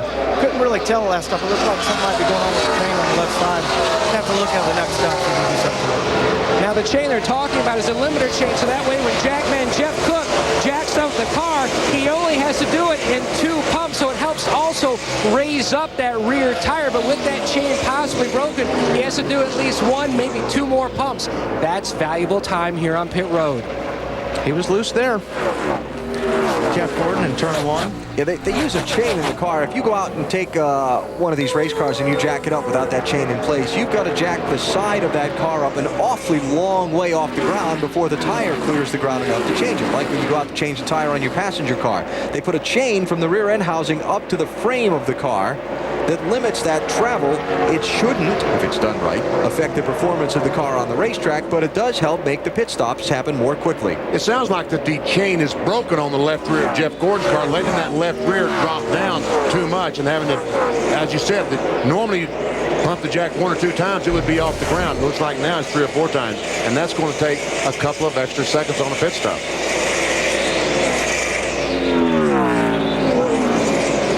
Stewart hitting some debris on the racetrack, we hear. Let's take a look, see what we can see. Looks like a can. Here he comes. That's not good. He just kind of knocked it out of the way.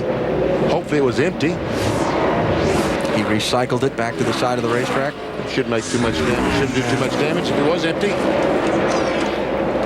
By the way, Michael Waltrip with some smoke showing from his car. He's last on the lead lap, back in 31st position. But came onto pit road after staying out under the last caution to lead a lap and collect 5 bonus points toward the championship. And Michael well off the pace and is 35 seconds behind the leader, Jimmy Johnson. Coming up on halfway in the Pennsylvania 500 at Pocono, Johnson leading Kurt Busch by 1.7 seconds. You're watching NASCAR on TNT. NASCAR on TNT live at Pocono Raceway, just about the halfway of the Pennsylvania 500, a race dominated so far by Jimmy Johnson. He's led 56 of the 96 laps that have been completed so far. Johnson, one of the Gillette Young Guns. The first micro-power shaving system from Gillette is the new M3 power, the power behind the Gillette Young Guns. We tracked their progress today. Did you know that the Gillette Young Guns have won 11 of the 19 races so far this season? And just think how many laps he could have led if he hadn't started 14. Had to work his way through from his starting spot to get to the front. So Johnson leading. There are 31 cars on the lead lap. And we continue to follow this race for the chase as that focus in on that number 10 spot. The drivers that'll make the chase for the Nextel Cup Championship over those final 10 races. 7 to go, including today. Ryan Newman struggling in this race. He's back in 35th place. Getting tighter every time we look at it. Jeremy Mayfield just 43 back at 10th. Casey Kane has moved up to 85. And Dale Jarrett is not having a good day. He's fallen back 2 spots, but he's still only 97 points out of 10th, and Mark Martin only 100. And we're watching Elliott Sadler while we talk about this. Elliott is running in 3rd place. He came into this race today in 8th place in the championship, and that whole glob of drivers all bunched tightly together from 6th to 10th. And Elliott told us earlier that he's very focused on protecting his spot in that top 10. We're not really worried at all what the 48 and the 8 and those guys are doing. We're not really racing them right now. We're pretty much racing the 29 and the 12 and the 97 and 18 and 42 and people like that. And it's really close from 6th to 13th in points. And we're just trying to log all the laps we can, get all the points we can, and kind of go from there. So we're being conservative at some tracks. At some tracks, we're letting it go. But we're just trying to want to make it through these last 7 races and be as consistent as we've been all year and hopefully have something to show for it. And as they run on the track right now, Elliott Sadler would show in 7th position. He'd move up a spot today. And you see the gap from himself up to the leader, Jimmy Johnson. And Sadler, my calculation would be about 172 points ahead of 11th place right now. That's not a lot. No. And he's looking over his shoulder. Like you said, they're not going to change the way they race, you know, because they're not worried about racing the guys in front of them, but they're just looking at the guys behind them. And got caution for debris in turn 1. Yellow, debris in turn 1 in the groove. Got a yellow, no threat. And they black flag Michael Waltrip. Yeah, he's kind of starting to fog it up a little bit there. That's not a good sign there out the back bumper. So tough day for Michael, who was one of those drivers hanging in on the fringes. See all the smoke in there. I'm on the way back to the pits. I'll tell them we're just going to stay out and lead a lap and then go. So Slugger said, tell NASCAR I'm going to stay out and just lead a lap. So we realize we've been black flagged. We're going to work on it. Michael, 238 points from 10th coming into this race, having had 7 top 10 finishes in the last 9 races. You see he's moved up steadily over the course of the season after that dreadful start to 2004 they had. Phenomenal what this team has been able to do the last dozen races or so, but this is not going to help. It's been talk about an up and down year. Look at these guys. And opportunity missed. I mean, Ryan Newman is having troubles today, the 10th place driver. An opportunity to really knock a chunk of points off that deficit. Doesn't look like it's going to work out, at least for Michael. So 3rd caution on the day. There's Ryan Newman, not enjoying his day in the office. No. Couple laps down already. Who's our lucky dog on this one? Brendan gone? Yeah, and Brendan, my advice, don't pit too soon. Yeah, stay out. Let the leaders pit. Come in later. So Ryan Newman tried to protect his spot in the race to the chase. And they've run so well at this racetrack with this race car at other places. They've really got to be frustrated and mystified at how today's going for them. It really is. This is very surprising. Not too good. I don't think they'll be bringing this car to Indy next week. As a matter of fact, they probably have called someone. If they were planning on using this car, they probably already made the call back to the shop. Get car X or Z ready, because we're not taking this one. 16 laps since the leaders last pitted. They stop again? Oh, yeah, here they all come. And Brendan did not pit. Attaboy.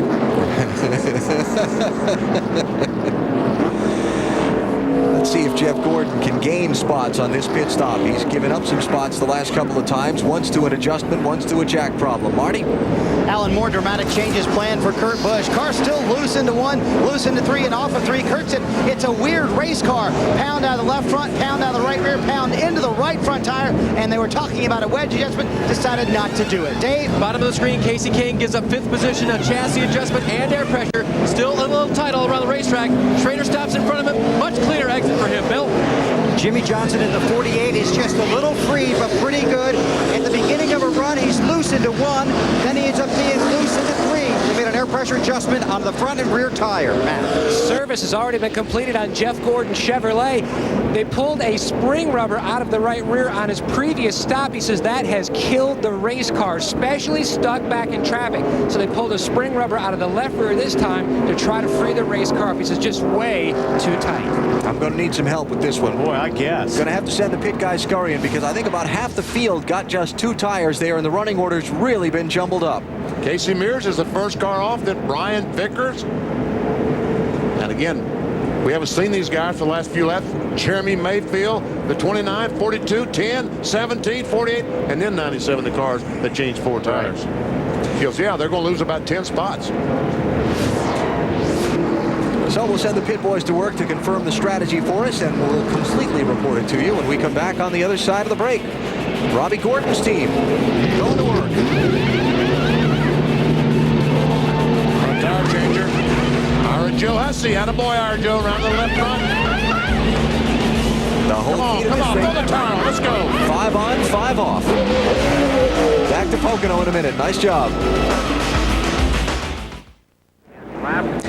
Pennsylvania 500 NASCAR on TNT from Pocono Raceway in Pennsylvania. Dale Jarrett is the leader. He has not visited pit road under this caution. Jarrett, one of the bubble drivers in the race to the chase, looking to collect 5 bonus points for leading a lap, which he has done. And now he'll come in for his service. And one other thing that he may stay on the racetrack because he could make it on one more stop. Maybe. Marty? Just maybe. BP, Dale Jarrett, of course, another one of those Ford teams. And it was a big week for the Ford Nextel Cup teams. The big boss himself came by to pay a surprise visit, and that is the subject of this week's Ford Built Tough moment. And I don't mean BP when I'm talking about the big boss. Edsel Ford himself, an impromptu move, came into town for an interview, decided to stop by and visit all of the Ford teams. You see him with Robert Yates and Doug Yates, kind of visiting the Yates shops. Also went to Roush, went to the Wood Brothers shop. Said it was about the first time in 30 years he had seen that many race cars in one day and toured that many shops. And he signed Ricky Rudd's hood for good luck. You can win the truck that you see right there. Log on to the website at the bottom of the screen for a chance to win. You'll have to log on early because I know Wally logs on often trying to win that truck. Isn't that right, Riley? I would. I like that truck. Cleanup continues here at Pocono. We'll take a break and come back. We come back live as the green flag flies here in the Pennsylvania 500 at Pocono Raceway just past midway, and the strategy has shuffled the running order. The guy who led the field to the green the first time, Casey Mears, he's back out in front. Just 2 tires on his pit stop.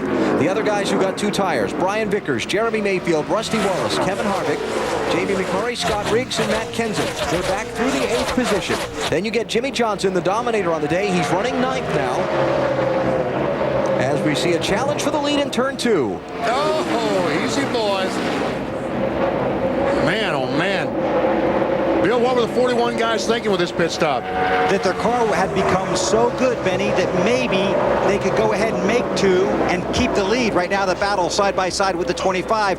But in the last 20 to 25 laps, that 41 car has gotten a lot better. Right now, looks like he's going to give up the lead, just like he did on the opening lap of the race. But coming back. I don't know, Bill. Don't talk so fast.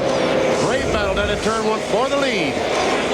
You see Jimmy Johnson trying to weave in and out of traffic a little farther back, too. A little blocking back there by Jamie McMurray in the 42 car.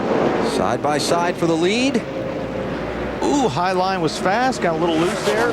Casey did. 41 car. We mentioned that Jeff Gordon stopped before the caution finished and topped off his fuel, and Dale Jarrett has just gone to the garage. 12th place driver in the championship. What was it you said at the top of the show, BP? Mechanical woes.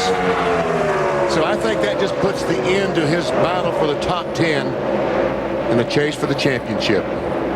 He's pulled in behind the wall, behind his pit stall. We'll get a report on what's happened to Dale Jarrett in a minute.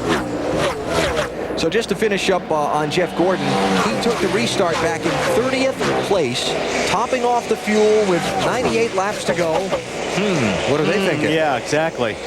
One more stop time. You think they can run 48 laps? Way to go. They must think they can. Man. They wouldn't have given up all that track position if they didn't think they could do it.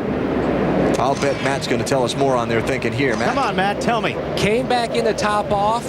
They feel like they're very questionable on the whole fuel issue, but also Steve Letarte crawled underneath the back of the car.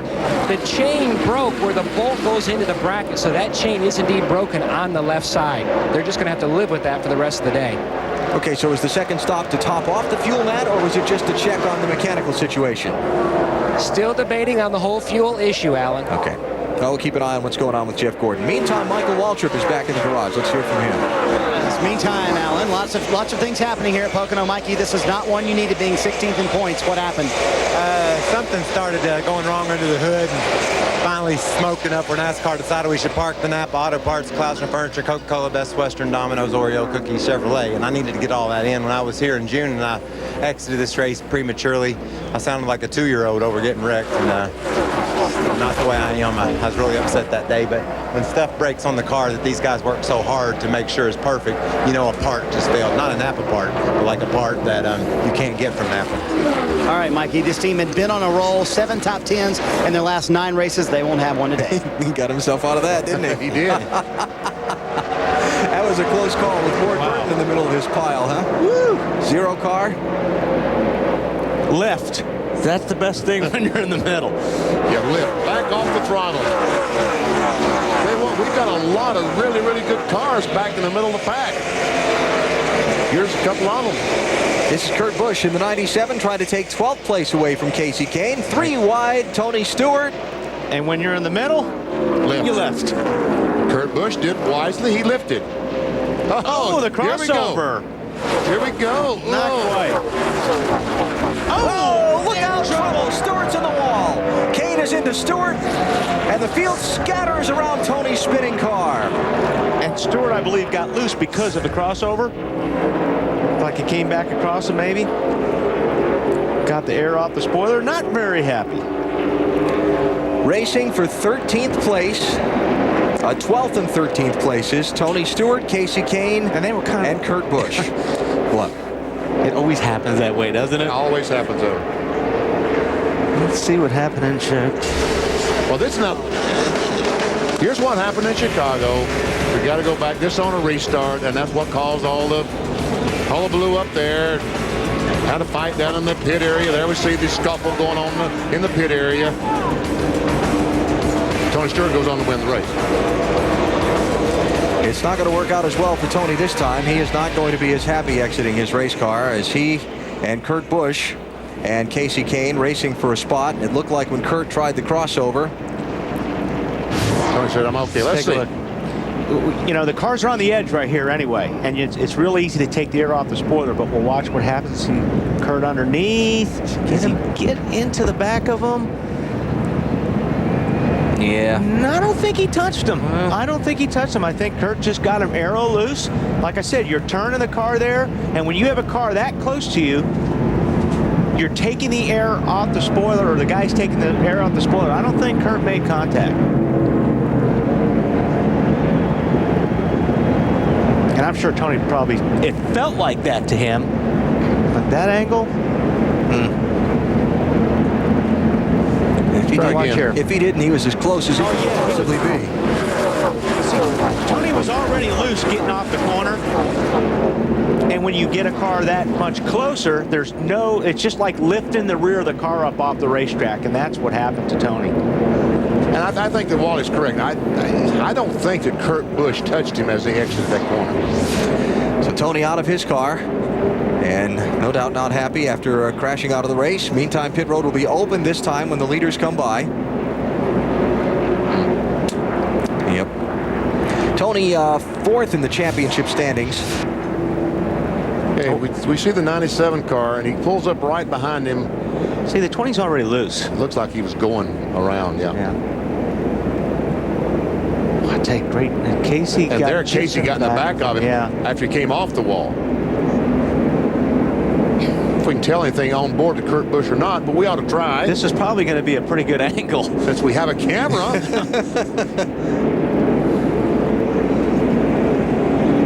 Watch here. They're all around right there. You got the 9. Never touched him. Outside. Watch the 20 clear low. Come on, come on. They're all around. Good job. Good job. Caution's out. He didn't touch your right side, did he?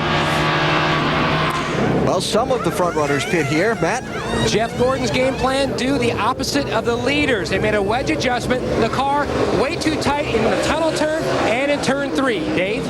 Going to work on the 9 car of Casey Kane, working on the front end damage, have a big piece of metal to put on the front, perhaps. They said just fuel it this time as well as fix the damage. I'll worry about the rest later. Bill? Robbie Labonte on pit road, chassis adjustment, 4 tires, fuel. He goes back out, follows the guys also on pit road, still struggling to make that 18 car a little bit tighter. Now we begin to think about fuel even more for that 24 and some of these other guys, because now we're just at 91 laps to go. Now I think they can make it. And they might, obviously they're in a situation they're going to try to make it on one more stop. Still fixing the 9 car, Dave. Yeah, there, Alan. He had one of the fastest cars here today, also running in the top 10 in the chase for the championship. So, or actually, where is he running in the chase for the championship coming in today? Thank you. Out of the top 10 is what I meant to say. On pit road today, he is separated by 4 pit stalls from Tony Stewart. Yet every time he's come on pit road, the crew has let him know where the 20 car is on pit road. They've been very careful to be aware of where the 20 is all day today, guys. 20 car was his issue today, but not directly. Tony getting loose racing there with Kurt and Casey. They just put a whole new big plastic piece. That is amazing. That is a good idea. I'm telling you, it's amazing what these guys have in the pit area to try to repair these cars. My hat's off to Everett Ham and Tommy Baldwin and this entire crew. Now the record's got to be stuck. Oh, no. So caution is out in the Pennsylvania 500 for the 4th time. Well, the race for position was bad off of turn number 1, and Tony Stewart got the tough end of the deal.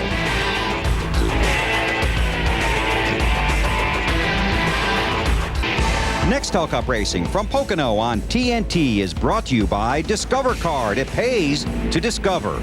And by Dodge. You can take life as it comes, or you can grab life by the horns. Dodge. Under caution in the Pennsylvania 500 at Pocono Raceway on TNT. Tony Stewart's car being towed back to the garage area where Greg Zipadelli and team will look at it and see if it can be repaired. Here's what happened. He goes underneath the 97 of Kurt Busch, gets by he and Casey Kane. He gets down in turn 1, and they start coming off the corner. Now, Tony either gets loose, something, he starts slowing down. These guys get on either side of him. And I agree with Wally right there. Tony just got the car loose off the corner, and when he tried to catch it, he goes back in the outside retaining wall. Ooh, Jeff Gordon just barely got by. That was close. Let's see what Joe Nemechek saw. See smoke? Whoa! Threads the needle. Oh, gets a trout. And moves on. So Stewart to the garage area. Joining Michael Waltrip, Morgan Shepherd, Todd Bodine, Carl Long, Jason Jarrett, Kirk Shelmerdine, Greg Sachs, and P.J. Jones, who've all gone back to the garage. We talked about Kurt Busch and his part in this. Here's what he said on his team's radio just a minute ago. No, we're okay. He just slid up in front of me and stayed loose. Forward, that's what happened. That's what I saw. That would be his view on things. That's what we saw. Yeah. Yet, Kurt's nose being right up there close to Tony's back bumper, the air. Yeah, I mean, like I said, it's like lifting the rear of Tony Stewart's car. We saw Jeff Gordon just barely get through the accident a minute ago. Here's what Robbie Loomis did when he just barely squeezed through. Oh, I got a headache. Hey, he could have had a much bigger headache than he had. Wow. Okay, coming to the green. Casey Kane was the first driver to pit. He was 14th on back. Most of the leaders stayed out. And by the way, on the last pit stop, Elliott Sadler had a pit violation. They left a tire on the outside half of the pit box. He went to the tail end of the longest line. Did not pit on this caution, so Sadler's back up to 16th place. He's going to take a look at the lead. Vickers down on the inside. Can't pull it off. Tell you what, that high line is really working well. You see Jeremy Mayfield slide across a couple lanes there into the corner. Jimmy Johnson, Kevin Harvick trying to come out of the traffic. Wow. Jimmy, got a lift. Got a lift, Jimmy. Ease off. There you go. All right, let's hear from Tony Stewart. Marty's with him. Well, Alan, Tony had a fast but loose race car. What happened? It just got real loose and spun, correct. It was running real close with Casey and somebody else that was on the inside of us we just passed. So it's just, it's hard. I mean, it's just racing out there. I mean, it was fun. I mean, it's fun racing those guys like that today. Everybody's being pretty courteous to each other, but racing each other hard. So it's just good fun racing today. The good thing they did not plan to take this car to Indianapolis. That certainly helps a little bit, Wally. Yeah, that definitely. Because they'd be scrambling. For the lead, Brian Vickers working on Casey Mears. Vickers just can't stay down on that low line down in turn 1. It's so bumpy. His car really shoots up the racetrack, so he tried a little bit higher approach, and he stayed with the 41 car at least this time. Vickers in the 25 must feel like he's much faster than the 41. Otherwise, he would just kind of settle back and start following. He keeps insisting on getting by, so evidently he feels like the 41 is holding him up. We've had so much happening here in the last little while of the race. Let me mention Dale Jarrett has come back onto the racetrack. We will get a report on what happened to him. In fact, Dave has that for us right now. Yep, Alan, they went behind the wall. It took them just about the time they pitted was lap 103 or 105. They stopped, changed out the whole transmission. Dale stayed in the car the whole time. into turn 1, he would have trouble with third gear. So transmission troubles hurting Dale Jarrett's chances in the race to the chase. Also, John Andretti is back on track in the 8 car and is meeting minimum speed. And he's out running now in 34th place, 7 laps down to the race leader in relief of Dale Earnhardt Jr. Yeah, I'm sure hooking that front sway bar up helped a lot. As a matter of fact, it picked him up about 6 seconds. Watching the scoring monitor now versus when the NASCAR black flagging, 6 seconds different in their lap time. And this is the race for the lead we're watching. Casey Mears and Brian Vickers got their track position by taking 2 tires on their pit stops at lap number 100. Jimmy Johnson, the dominant car, took 4. He restarted back in 10th place, and he's picked his way back up now to 3rd and is in pursuit of these top 2. And he will get them. I mean, he is running right now 2/3 of a second quicker than the guys on 2 tires. So it's just a matter of time. Vickers trying to hold that car low off that first corner and see if he can get under Casey, but he just can't make it happen. Bill, how about Casey Mears? Very impressed with his run here. And Benny, remember that 41 car at Chicagoland Speedway? It was really fast, worked his way into the top 10, then they got that debris on the front, started overheating, had to come in, they lost a lap, but he was up front, still running with the leaders, how fast he was. I remember that. Yeah, it's very similar. That's the exact same car. Car started up front today, went backwards, they worked on it, even when they took 4 tires 2 stops ago, the car was very good. Mears was very happy. This time, just 2 tires to keep him up front. That car is good. Driver's pretty happy now. And Wally, we see why he was trying to keep the 25 car behind him. He's in fact much faster than the 25. Yes. Looks like the car came in. Tires are got the pressures up, got some heat in them, and he's in that clean air. Yeah, you're exactly. Yeah, sorry, Benny, you're exactly right, Wally. That car does come to him after they get going. You watch these restarts, the 25 is right there, but if Casey can hold him off, once he gets out front, that car really starts to take off for him. Yeah, you can see he was a little bit defensive there, but sometimes that's what you have to do. If you know your car is going to come in, you can mirror drive a little bit. You got to fight for your turf, don't you? That's right. Casey Mears started on pole, did not lead the first lap, did not lead again until he took those 2 tires at lap 102. But the 26-year-old from Bakersfield, California, in search of his first NASCAR Nextel Cup Series win, is out in front as we close in on the 300-mile mark of the Pennsylvania 500. As the Pennsylvania 500 hits 300 miles at Pocono Raceway, the caution flag is out for a 5th time. Debris on the track, turn 3.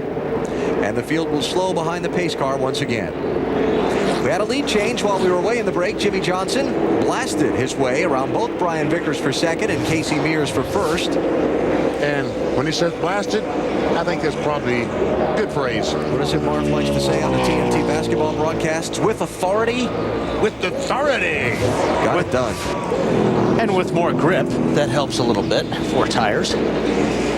All right, now then we're at lap 120. Oh boy. Everybody has to pit that didn't pit the last time, get to 4 tires, and get ready for that next, to make it the rest of the way.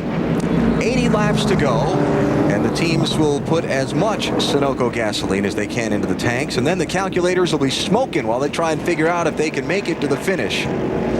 Oh, you know, I was wondering earlier in the week how many folks from Sunoco would be here today, because, you know, their headquarters is down in Philadelphia. North Philadelphia, yep. 80, 90 miles from here. Yeah, plenty, I think, would be the answer. Yeah, plenty. Well, it will be interesting to see. I mean, we're 80 laps from the finish. I think you come in, you put 4 on, just in case you come in later. You in the race, you just put 2 on. 2, there you go. There you go. Okay, well, we'll find out. Jimmy Johnson leading, Casey Mears 2nd, Brian Vickers 3rd, Jeremy Mayfield 4th, and Kevin Harvick 5th, followed by Greg Biffle, Jamie McMurray, Rusty Wallace, Matt Kenseth, and Mark Martin. Jeff Gordon is 11th, and remember, he's given up track position 3 different times today to go back into the field for chassis adjustments. One time a problem on a pit stop, one time a repair of a mechanical problem. No, he still has that problem. He still has the chain broken on the left rear, so his pit stop once again is going to be a little slower than normal, probably about 2 seconds, because they got to jack up about 4 pumps on the left side rather than the normal 1. Well, here they come to the opening of pit road. Oh yeah, all of them come down pit road. Yeah, I would think so. Stops are going to come at lap 121. That was Ryan Newman, by the way, not on the lead lap, that made the right turn and stayed on the racetrack. And here they go. Matt?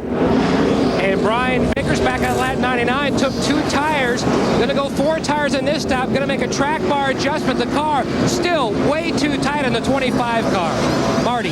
Kevin Harvick took 2 tires last time. Matt will be 4 tires this time. Car's just a little bit tight. Half pound out of the right front tire. Said when the 48 went by, he blew our doors off, Bill. Chad Knaus, crew chief for Johnson's 48, said get that fuel cell full. Just a very minor inner liner air pressure adjustment for Jimmy Johnson. Car just doesn't have the grip on the front end that he wants. He's away for today. Scott Riggs hasn't been on pit road since the debris caution on lap 98. Then he came down then and only took 2 tires. They put 4 on this time because the car went very, very tight. Made a wedge adjustment as well. There's a gas can on pit lane, guys. Yeah, that's not good. That's not where that Sunoco gasoline's supposed to be. No. And we hear it is from Jimmy Spencer's car, so he will be coming back for a penalty visit to pit road. Once again, leaving your pit box with equipment. Can't do that. Can't do that. Did I see the 24 take 2? I saw the 24 take no tires. Matt, you agree? I agree. The 24, no tires. Remember, they took 4 tires in their last stop. The only concern Jeff had was that he might have flat spotted that left front tire in the tunnel turn. They took a look at it. It looked good. The car was very strong on that last run. I also saw Ward Burton and Jeff Burton take just right side tires. More on the strategy and how we look from here to the finish when TNT returns to Pocono. We're getting ready for a restart here at Pocono Raceway, the NASCAR NEXTEL Cup Series on TNT. And here's another one that I'm going to have to explain to you here. Give me just a second. Dave Blaney is the leader, did not pit under this caution. Here he's having some mechanical issues with the 30 car, possibly a transmission in trouble. The 12 car, Ryan Newman, is almost 2 laps down. He's 1 and 99.99 laps down. And since he just lined up in the outside lane in the restart, we'll see if that gets him in trouble. Second place, Jeremy Mayfield, fuel only. Jeff Gordon, third place, fuel only. Then a bunch of guys that got just right side tires. Mark Martin, Ward Burton, Elliott Sadler, Bobby Labonte, right side tires on those cars. Then Casey Mears with 4 tires back in 8th place on this restart. Here comes Jeff Gordon, goes into the 2nd position, goes by Mayfield, and he'll make short work of this 30 car. And he says, see ya, Blaney. I can't believe the 12 car started out there. He's coming in for a pass penalty right now. I was just wondering, did I miss something? I think they were confused as to whether they were going to be on the tail end of the lead lap or a lap and almost 2 down. If they were, the confusion's going to cost them a little pass-through penalty. Yeah. So, Jeff Gordon, who has had a fast race car for a lot of this race and spent a lot of his time digging out of holes after visits to pit road for a variety of reasons, is now the leader. Does get the black flag. That time by. Yep, Newman in 31st, Dale Jarrett in 32nd, 7 laps down. And here's a race for 2nd place behind Jeff Gordon. Jeremy Mayfield in the 19 had a nose under Dave Blaney. And you see Mark Martin joining in the fun. Mark in 4th in the 6 car. Jeremy takes a look. Not quite enough. Wow. I'll tell you what. Here comes Elliott Sadler, that 38 car. Now Mark gets a great run off that tunnel corner and blasts by Jeremy Mayfield. Just drives right by. Now Ward says, okay, the door's open. I'm going to try to get through it. Nice run today for Ward in that 0 car. He started back in 27th place. They had moved up to about 11th before playing the strategy game to get a little more track position toward the front of the pack. And you see Ryan Newman on pit road for his pass-through penalty. He has to come onto pit road, drive its full length at pit road speed, and then go back off. He doesn't have to stop at his pit box. As we see the 0 car trying to get by Blaney, Ward Burton. I talked to Billy Engel this morning, the crew chief on the 0 car, and he said since has taken over the crew chief role, he's leaning on setting his car up a great deal more like the Hendrick cars, because after all, they have a relationship with Hendrick Motorsports. They get their engines from Rick Hendrick. They get their chassis, their cars, everything. So he's leaning more towards the setup that a 24 car or 48 car would run. That'd be a good idea, wouldn't it? Considering those 2 cars are pretty fast right now. Bobby Labonte starting to make some moves in the 18 car. He's working on Elliott Sadler for 6th place. Remember back in the June race here for Bobby, he had an oil line come loose on the car, like at lap 120, made 4 pit stops to repair it, came all the way back through the field to finish 3rd. And 3 wide. Labonte makes the pass on Elliott Sadler. And Jimmy Johnson gets them both. Yeah, he gets passed at the same time. Jimmy Johnson, I mean, that car works on the bottom of turn 1 like no other car here, except maybe the 24. Now Johnson on Dave Blaney. This will be for 5th place. And the door's open, so Bobby Labonte says, I think I'll just go on in while it's open. Elliott Sadler as well. He may make it 3 wide here. He's trying. And what's Bobby got to do? He's got a lift. There you go. Blaney's the one that's got a lift. Trouble, turn 3 behind these drivers. Jeff Burton, hard crash. There's somebody else involved too. To the right rear spring. Brendan gone. Brendan gone, and one more. Easy. I guess those are the only 2. Boy, that right rear was really shoved up in that race car. Yeah. Dave? Guys, Jeff Burton already talked to his crew. They asked him if he was all right, and he sighed and said, yeah, I'm all right. New addition here at Pocono Raceway for this race, the safer barrier. They had it down in turn 1 last race, and they got it up into turns 2 and 3 for this race, and I'm sure Jeff Burton's glad of it after this. Very bottom of the screen, we saw Jeff Burton trying to get alongside the 29 car of Kevin Harvick. Wow. It goes up and just pounds the wall. And Labonte and McMurray got underneath it. And Brendan chose the high side. That just didn't work out. Here's going to be a great view of what happened right here. That was McMurray, not Harvick. Oh, it was McMurray. I'm sorry. I saw the... And what Jeff did, he turned down the racetrack to avoid from getting hit. And you're already loose going into turn 3, so spun out. Nice job by Kurt Busch to miss the wreck. That's who we were riding on board with there. Yeah, Jeff, don't look at that. So caution is out for a 6th time in the Pennsylvania 500. Good to see Jeff Burton walking away from the car, and again, well, I'm sure he's glad to see that safer barrier in place after this. Boy, Kurt Busch. Man, that is a great save by Kurt Busch. Unbelievable. And Brendan was okay till Jeff Burton in the 99 came back up the hill and kind of forced him up against the outside retaining wall. And the damage to the 77. You know, I talked to some folks about that safer barrier. We see it there. And I was told it reduces the impact about 40%. Pit road's open. So who's stopping? Jeff Gordon didn't make the commitment line. Elliott Sadler does. Dave Blaney's in. Little indecision on the part of the 24 team, perhaps. Go ahead, Marty. Remember, Elliott Sadler took 2 tires last time. This will be fuel only. This gets them in their window to pit one more time. That is the theory. Kurt Busch has had an extremely tight race car, made a nice move, as you guys talked about, to avoid the accident on the racetrack. Jimmy Finning said he's bringing a different car here this time and a different package because they weren't good enough to win the race. So drastic changes here on this stop. Spring rubber out of the left rear, a spring rubber into the right rear. Bill? Dave Blaney heading off of pit road, gave up great track position, took 4 tires and fuel, gets him in a fuel window, but his car is hopping out of 3rd gear. Now these guys are taking 4 tires right now, only have to come in for a splash of gas later if they have to. Cleanup continues in turn 3, where Jeff Burton has crashed to bring out the caution flag in the Pennsylvania 500. We'll be back. Got a new leader in the Pennsylvania 500 here at Pocono Raceway with 71 laps to go. It's Mark Martin. And he didn't have to do anything for it. No, Jeff Gordon did not pit, but in the confusion over whether or not he would pit, he lost a couple of spots. We'll show you how.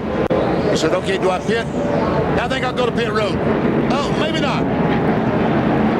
And under the rules of you must maintain your pace under the caution flag, Mark Martin and Ward Burton had gone by Jeff Gordon while he went over and then came back. So Jeff got put back in line by NASCAR in 3rd. Mark watched that all unfold from the cockpit. There's a lot of faking going on there, but I think we did the right thing. Tough for the 24 ended up coming, didn't he? Yeah. No. That was when Jeff started to drive up back by Mark to try to go back to the lead, and then NASCAR officials put him back to third, Matt. No fake out by Jeff Gordon. That was actually their game plan. If it looked like the cars behind were going to pit, Ron Thiel and Jeff saw the cars start to peel off to the inside. That's why Jeff made his move. Ron Thiel, a spotter, then yelled on the radio, "No pit, no pit."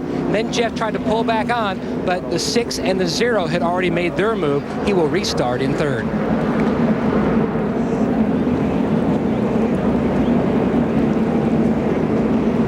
So the cleanup continues here with Mark Martin, the new leader. How about we go inside the field? Take you for some stories from some drivers that we might not normally get a chance to bring you. Bill, you got it? Exactly right, Alan. Throughout the day, we try and take you through the field to show you where the guys in the top 20, top 25, or today the top 30 plus were running. Now we want to take you inside the field, talk about some of the other teams working just as hard, but not quite as far up front. Dave Blaney was up front last week, a disappointing finish at New Hampshire. Why? Because this $10 cable that connects the battery to the alternator failed. So a $10 part cost him. Today, his car is jumping out of gear. He's having a tough time. Wednesday night, he got in a sprint car for the first time in 6 years, qualified 4th at Sharon Speedway in Ohio, the track he and his family own, but brake line went, finished 22nd. But on Friday night, his 10-year-old son won a feature in a quarter midget race here, so at least some good news for the Blaney family. Matt?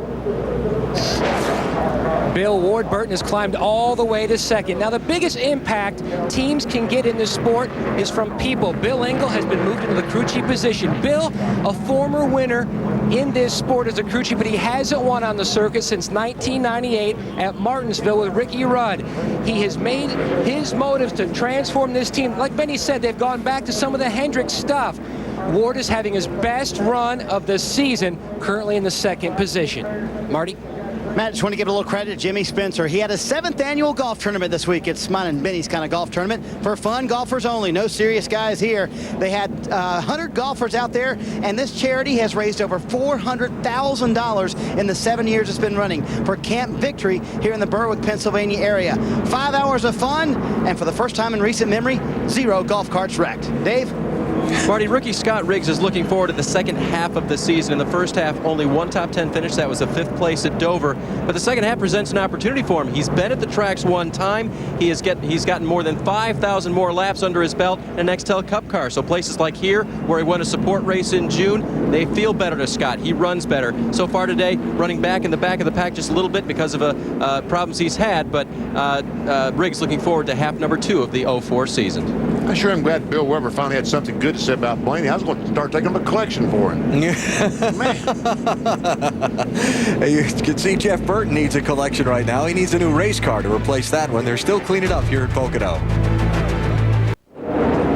Pocono Raceway in Pennsylvania and the Pennsylvania 500. Live on TNT, coming to the restart with Mark Martin as the race leader, one of 9 drivers that have traded the lead 13 times today.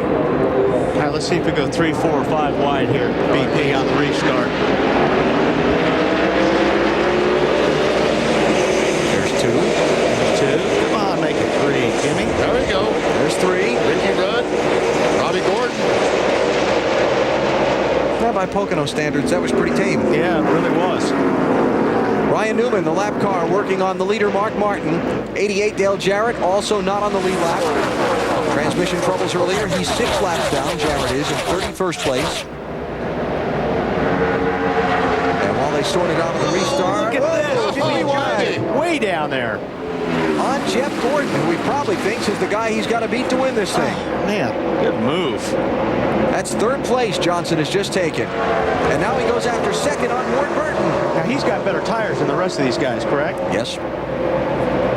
Which always helps. And he's got a faster car.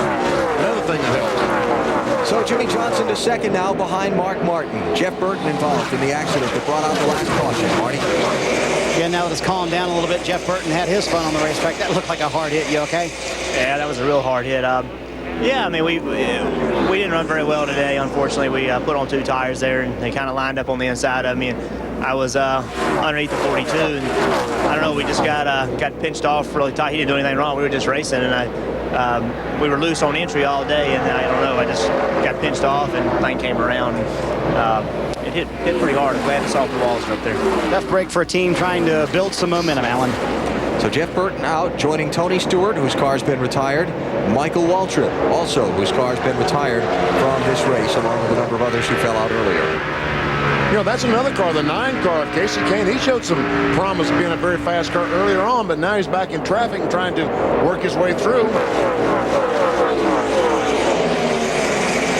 We said a couple things for you here that happened on this last caution flag. Drivers who came in for pit stops on the last yellow. Elliott Sadler, Dave Blaney, Kurt Busch, Matt Kenseth, Rusty Wallace, Ricky Craven, Ken Schrader, and Sterling Marlin. Matt Kenseth came back in, topped off the fuel at lap 129. And by the way, Scott Wimmer, remember he lost 2 laps early in the race? He was the lucky dog on each of the last 2 cautions. He was 2 laps down, was the first car not on the lead lap on the previous caution, got a lap back. Oh, Jeff Gordon! Has he got a flat? Wow! Just made a heck of a save. I know. Boy, did he ever. Now he hasn't put tires on since what? Lap 99, was it? I mean, just unbelievable to see. What happened? Thing went completely sideways on me. No kidding. Yep. Wow.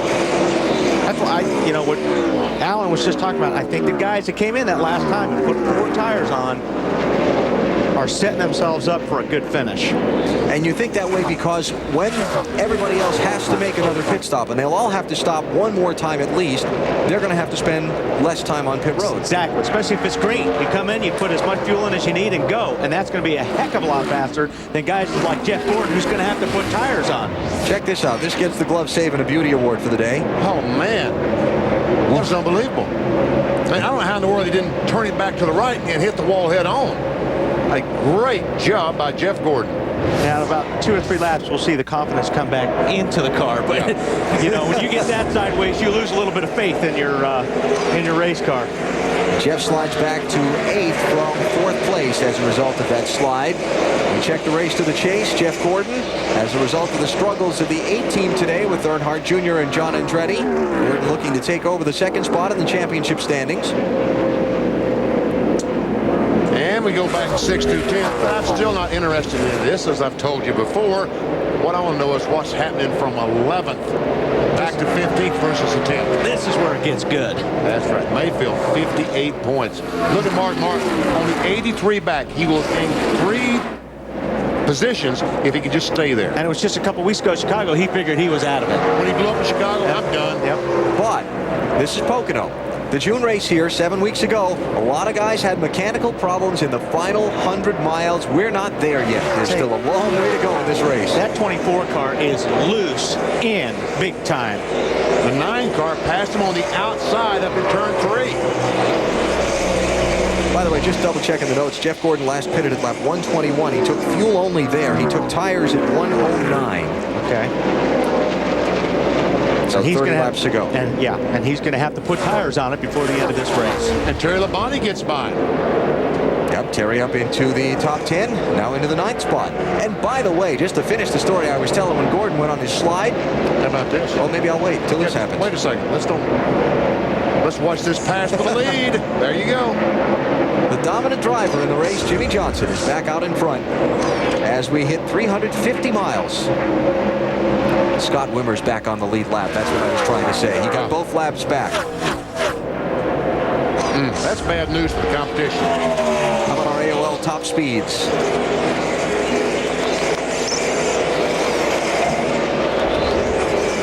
Johnson's fastest, even though he passed Mark Martin. Yeah. No surprise, is it? Jimmy Johnson has led now on 5 different occasions today. 64 of the 139 laps that have been completed. The 48 car has been out in front, and he didn't even lead until lap 32. Joe Nemechek led the first 31 laps, so it's been strong for that 48 car today in search of the Pocono sweep. All right, we'll get the strategy set for the run to the finish. When we come back, we'll take you through the field here at Pocono. Jimmy Johnson back out in front of the Pennsylvania 500. Johnson in pursuit of the NASCAR Nextel Cup Series Championship. He leads the standings entering today's competition. Another twist in the race to the chase. The 9th place driver in the standings entering today has just come down pit road and is going behind the wall, Kevin Harvick. You know, we saw him dropping through the field and then got a report that he was overheating. They came in, tried to put some water in it. The water went in, but unfortunately it was coming out the tailpipes. By the way, nice to see some extra, well, it was nice to see some extra safety equipment on Kevin Harvick's uniform after the Dale Jr. fire of a few weeks ago. That helmet skirt protecting the neck area in case of burn. There it is. See it right there. It's a skirt that runs from the base of the helmet down to the top of the uniform. You know, last week in New Hampshire, I was in the Simpson trailer for a while. Yep. It was busy. There were a lot of guys coming in there for you know, underwear, you know, the tops, the bottoms. They were afraid you were in the race. Change of position. Greg Biffle scooting by Bobby Labonte for 4th. Solid day for that 16 team. They've had great qualifying runs this whole season, but just haven't been able to get finishes. Average start this season 12th, average finish 22nd. Hasn't been too good as far as finishing is concerned. As you said, the car has been fast. So Biffle still in contention for this thing in 4th place. He's been in that top 10 about all race. You know, it's unbelievable. Newman, 10th currently in the NASCAR Nextel Cup points, having some trouble. Harvick, 8th, having trouble. And 7 races to go, including today's, to decide who the top 10 will be for that chase for the Nextel Cup Championship over the final 10 races. Jimmy Johnson has left him. Yeah. Oh, yeah. Let's hear from Kevin Harvick. Marty? Yeah, I think it happened pretty much all of a sudden. They had a good run going up in the top 5, Kevin. That was real quick. What happened? For some reason, the water temp just went all the way to like 270, and then it just started slowing down, and then we came in and tried to cool it off to save it and shut off. But that's probably the best we've run here at Pocono with this GM Goodwin Chevrolet, so have to put it up and go to the next one. A lot of guys around the 10th position are having trouble today, Kevin. How much does that enter into your mind? Hope the rest of them have trouble. That's a good point. When they put water in it, it came right back out through the head gasket. That's not good. This will be the first race Kevin Harvick has failed to finish since Atlanta, October 2002. He set a record for most consecutive races running at finish, but today on number 59, his streak ends. Jimmy Johnson is out in front. We did promise you a through the field. We had to detour because of the story involving one of the top 10 drivers. We'll get to through the field when we come back to Pocono in a minute on TNT. Welcome back to the Pocono Raceway in Long Pond, Pennsylvania. The sun has stayed out most of the day. Rain showers threatening. A 133 green flag, and it has been Jimmy Johnson's day. Let's go ahead and take you through the field. Johnson's car is a little tight in the tunnel turn. He thought it was just traffic, but the car is just a little tight back there. By the way, Jimmy Johnson also wearing that helmet skirt that we talked about with Kevin Harvick to help protect him in case of a fire in that car. As for the car behind him, Mark Martin, Mark took 2 tires on lap 121 when Jimmy Johnson took 4. Martin's car is good. They really believe both the 6 and the 48 may be saving a little something. Matt? 2 tires on his last stop for Ward Burton in the 0 car, having the best run of the season. His best career finish here, 2nd in 1994. He took 4 tires on his previous stop, starting to get free, Bill. Thanks, Matt. Got my breath back. 16 car, Greg Biffle had a little brush with the wall earlier in the race. Drew says the car's okay. Biffle still hanging in there. Bobby Labonte working his way up front and battling that race car all day. Took 2 tires on lap 121. That helped him get where he is. We'll see how that pays off later on in this race. Matt? Brian Vickers knocking on the door of his first career top 5 finish. He tells his crew chief Peter Suspenzo, this is the best this race car has run all day. Still a little too tight from the center of the corner to exit, Dave. Casey Kane stayed out on the last caution. Tommy Baldwin told me, we're fine, the damage is okay, but we're a little slow behind the 41. So they passed him. One thing, on the stop before that, they only put on 2 right side tires. Bill? Casey Mears has used patience and good pit stops to get to the front. Car just a tick tight, but still hanging around in that top 10. He was our pole sitter when we went green. Matt? Jeff Gordon just climbed from 10th to 9th, but he just spoke on the radio for the first time since you heard him tell his team how the car suddenly got lose. He said this race car is all over the place, Bill. Very quiet from Terry Labonte as usual. Started deep in the field, worked his way up to 10th. He had to take a spring rubber out, fell back to 19th, climbing his way back to 10th. And we go back to Allen. Top 10 there on through the field. There are 27 cars on the lead lap at this point with 51 laps to go. And Jimmy Johnson is out in front. He has dominated the race thus far today, led 5 times for 74 of those 149 laps that have been completed. We continue through the field with Jamie McMurray, Matt. Jamie trying to capitalize on Ryan Newman's bad day. He currently runs in the 11th position, was 9th here in June. He says the car is really, really loose. He has brushed the wall at least twice today, looking at an adjustment on his next stop to try to make the car tighter on exit. Dave? Scott Riggs stayed out on the last caution, but the caution before that, he pitted twice because he had a mystery vibration under caution. Looked at the tires and wheels, they were fine, but the mystery went away when they replaced them. Marty? Dave, Robbie Gordon not complaining right now. His car is back in the, 13th position. He said it's a little tight coming off of 3. No grip. They get better the longer they run, having another solid run here at Pocono. You see Kurt Busch coming off of turn 1, taking that little bit of a higher line. His car was way loose early on in the race. Now it's way too tight. They can't get it back the other way, trying to win back-to-back races for the second time in his career. Got a lot of work to do, though. Matt Kenseth started today in the 15th position, and that's right where he runs. He has had a struggle with this race car all day. In fact, they cannot go down on the track bar anymore. It is all the way down to the bottom. The car runs well after a few laps. It goes completely wicked loose. Jeremy Mayfield in the 19 car started 9th, has worked his way to the front, then slipped back a little bit. Car basically has been tight all day, still a little bit tight. Mayfield not able to climb into the top 10 as of right now. Started today 11th in the championship standings. Dave? Ricky Rudd pitted on lap 121, Bill. The run was a little bit slower, so they reversed the wedge adjustment they had made earlier, trying to get the speed back that they had. Matt? Scott Wimmer had a great run going here in June, then caught up in some oil, crashed his race car, came back here with high hopes. He has rebounded from that early trouble, currently runs in the 18th position, Marty. Elliott Sadler's not said a word since he last stopped. Remember, they took fuel only on the last stop. Going to pit for the last time here in about 10 laps at lap 162 is the plan. They are one of those teams precariously hanging on to the top 10, but they're still in the race. Others are not. Matt? Rusty Wallace, the adjustments continue for the 2 car currently running in the 20th position. He says the car just not to his liking, difficult to pass, running at 20. Alan? There are 20 of the lead lap cars. There is one fewer lead lap car than there were just moments ago. Dave Blaney has coasted 2/3 of the way around the racetrack and looks like he's headed for the garage. The mechanical troubles we heard about earlier apparently coming to a head. That's his transmission, Alan. Sorry, just wanted to let you know. Transmission. He missed a shift earlier and was jumping out of 3rd gear. They're done. Yeah, I thought that was you chiming in. So Blaney is out.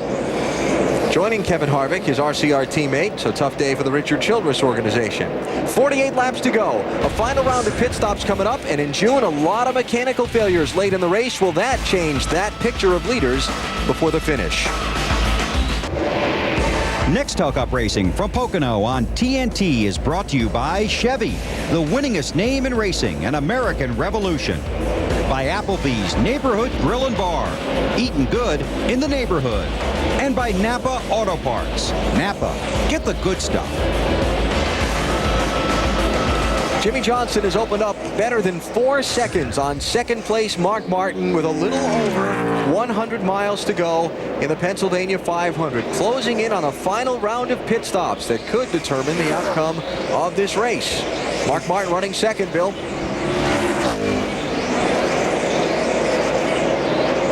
And he has backed out of the gas a little bit, Alan, and here is the reason why, on instructions from his crew chief, Pat Tryson, who told him, save me some fuel. Listen in. How much do you want me to save? Quite a bit? I need about a lap.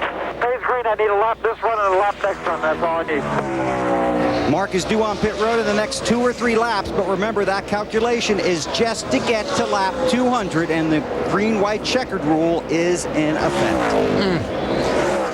Okay, he needs a lap. Yeah. If he'll write that in a book, I'll buy it. How you save a lap of fuel here at Pocono under green. That's tough. And what about the green white checker? What about the possibility of overtime? Crew chiefs I've talked to and my, they've helped formulate my thinking, but you can't plan on that overtime necessarily, especially in a situation like this, because the number of times in a season you're going to see the overtime, it's going to be very few. I think it depends on the racetrack. Here at Pocono, I would plan on it. You go to a place like Bristol, then I would plan on it. It's a very good chance. What do you think, Bill? I think it's a lot like using a great reliever, a great closer like, say, Mariano Rivera, because you got to bring him in. If you got 2 out in the 8th, he can give you, 4 outs. You have to use him. You can't speculate that the game's going to go to the 10th inning. So here, you're right, Alan. You got to count on lap 200 and not hold the green-white checker over your driver's head. I don't think Alan likes that. You had to go there, didn't you? Well, we talked a little bit about it commercial. I just left that part of it out. Yeah, thank you. I was set up. Yankees fan, Red Sox fan. There you go. Mark Martin with a phenomenal record here at Pocono. More top 5 finishes than any other driver. More top 10 finishes than any other driver in this track's history. But in that wins column, 0. Yep. Second 5 times here. Off the pace. Here, Ward Burton. Oh, what a shame that is. Third place driver off the pace. Not close enough for a fuel problem. I don't know. Might be. Could be. Could be that he might be out of fuel. Like I said, you always run out in the wrong spot. But now it looks like he's backed up to speed. Dave, you got a story for us? Well, he said the wrong spot, and when that 0 car went by me going into turn 1 down here, it sputtered there. That wasn't the right spot if he's out of fuel. It's not looking like he's coming to pit road, so I wonder if he had to switch the ignition boxes. That would be my guess. These cars have 2 ignition systems. When one of them fails, the driver can just switch it over and go to another one. But now he moves over and let Jeff Gordon go. It's like he's lost a cylinder or something. 4th gear. That's what it is. Yep. Transmission, one of the gears went. And we talked about that. It happens a lot. Oh, here we go. Look out. Lost it more than 4th gear now. Caution flag is out. Hold on to it. He did. Yeah, did a good job. Good job. Left rear tires flat. Left front tires flat. Right front tires flat. They're all flat spotted. So caution flag is out with 41 laps to go. And this is the transmission just locked up. And you heard from Ward himself what he thinks has happened to the 0 car. Back for the pit stops in a minute. Caution flag out of the Pennsylvania 500 for a 7th time in the race after Ward Burton has what he says might be a transmission failure. And now this brings about an interesting situation. Everybody's going to pit with 39 laps to go here, which means about everybody should be good from here to the finish on fuel. Now the question is, what do they do to get track position? And of course, they have to make sure they get the car absolutely full of fuel on the pit stop. Well, Jeff Gordon's going to take 4 tires. He can't stay out there, and I don't think he'd finish on those tires the way he's sliding around right now. Yeah, he's a 6th place car, though, right now. But somebody like Elliott Sadler that was in at lap 128 may be able to spend just that fractionally less amount taking Kyle fuel. Busch, he's another one. Kurt Busch? Kurt Busch, yep. Kyle was yesterday. It's okay. Yeah. How about 24's thinking there, Matt? They were extremely close on fuel. They were actually going to pit back on lap 158 because Jeff said the fuel pressure gauge started to bounce, and then the caution. He shut the car off coming down the front stretch to try to conserve fuel. They're going to try to pack that fuel cell full. Jeff Craven is going to plug it with both cans. They are very close. Wedge adjustment to try to fix this loose race car as well as air pressure, Dave. The 9 car of Casey Kane took 2 tires on his last stop. He is forced to take 4 this time to go to the end. No chassis adjustments to the car. Bill? Mark Martin in the 6th in the middle of your screen was running no shift laps to try and save fuel. It's 4 tires and get it full of the fuel cell. Jimmy Johnson getting 4 tires, a little long on the left front. He's on his way. It's the 48, the 6 off pit road. Think the 48 got him. But we'll check it to be sure. Here's the scoring camera at the end of pit road. Or the camera at the scoring line. Yep, Jimmy Johnson. We got him. So Johnson's team holds serve on the pit stop. Looks like Biffle edged Casey Kane to get third for the restart. Back at Pocono Raceway on the pit box with crew chief Chad Canals, crew chief for Jimmy Johnson. Outstanding car. Can you make it to the end from here? Right now, we believe we can. It looks like, obviously the more caution flag laps that we run, the better off we'll be. I tell you, it's just an awesome effort by this whole Lowe's team. After the performance we had last week at Loudon, New Hampshire, we weren't real pleased. We went home, we got to work, we found some stuff, and we didn't get practice yesterday. Had to start with a basically brand new setup from the spring, and I tell you, it's really, really impressive, the effort that these guys have put in. Unfortunately, Mr. Hendrick can't be here. His aunt passed away last week, but hopefully we can win this one for the Hendrick family. They've had a tough time here lately. Good luck. Thank you. Matt? Bill, Jimmy Buffett is not too fond of math, and Robbie Loomis, what are your calculations telling you? Can you go the distance? That baby's extremely tight. Right now we're within a lap. Hopefully get another lap or two of caution here before the race is over. We're going for it. We'll have to see what happens. He will restart from the 8th position, Dave. With the crew chief for Casey Kane right now, Tommy Baldwin, talking to his crew. No changes on the chassis. You seem happy with that, but can you make it on fuel? We're pretty good. We just, maybe if we get another caution, might help us out a little bit. But this Dodge deal is UAW. Dodge has been, going well all day, and just hopefully we'll get a little luck here and save a little fuel and get to the end. Okay, sounds like he needs a few more laps, guys. As we continue under caution here at Pocono, we'll see who wins this thing. Jimmy Johnson, the leader, right now. Back at Pocono, the green flag is just waved to restart the Pennsylvania 500. Jimmy Johnson is the race leader. Mark Martin is second. Greg Biffle, Casey Kane, and Terry Labonte make up the rest of the top 5. Jeff Gordon is back in 6th, followed by Casey Mears, Matt Kenseth, Scott Riggs, and Jamie McMurray.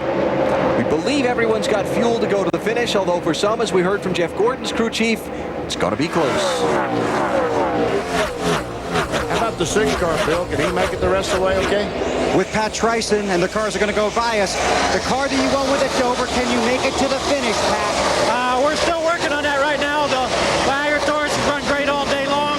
We're still working on the fuel mileage right now. We think we're real close to being able to make it, but we'll have to sit here and see, go over our numbers again, and hopefully we can make it. We think we can. Do you tell him to save fuel, or do you tell him to go get Jimmy? Right now we're going to run hard for a while and then make a decision as we go along a little bit. Good luck. Thank you. And Wally, we're getting to the point, less than 100 miles to go in this race. I talked about it at the very top of the show. Mechanical things, engines, transmission. We saw Ward Burton have trouble just a few laps ago. A lot of these cars, or some of these cars, probably will not make it to the end. Yeah, it seems like there's all of a sudden you have a lot of trouble there the last 10 or 15 laps with some of these cars. A lot of guys holding their breath right now. Here's our Napa field summary and the numbers on what's happened so far in this Pennsylvania 500. 10 different drivers have led. Jimmy Johnson has led the most laps, though. 89 of the 166 that have been run. 7 caution flags. And you see 12 cars are out of this race. Notables included in that, Kevin Harvick, one of the drivers just inside the top 10 in the race to the chase, who's going to fall back to at least 10th position in the championship standings as a result of an engine problem. Scott Riggs picking up 8th spot from Matt Kenseth. And Matt Yoakum has an update on somebody for us. Matt? And Jamie McMurray has an issue, and it's not going to be fuel. He came on the radio, told Donnie Wingo, we have something amiss in the engine department. He even switched ignition boxes. That did not solve the problem. He feels like the engine will not last. He was making big ground today, trying to get in the top 10 of points to be in that chase for the Cup. There you go, BT. There you go. What did you just say? People are going to fall out of this thing in these last 100 miles. Because the first 400 miles, a lot of guys just try to get in position for these last 100 miles. Now it's time to go try to win the race. You're going to use the stuff more now than you have for the first 400 miles. And you're going to abuse it. Use it and abuse it. And it didn't last very long after that report. I can smell it coming in. Coming in. Jamie McMurray's fallen off the pace. I'll make it in. And will be potentially a 13th driver who will not see the checkered flag of this one today of the 43 starters.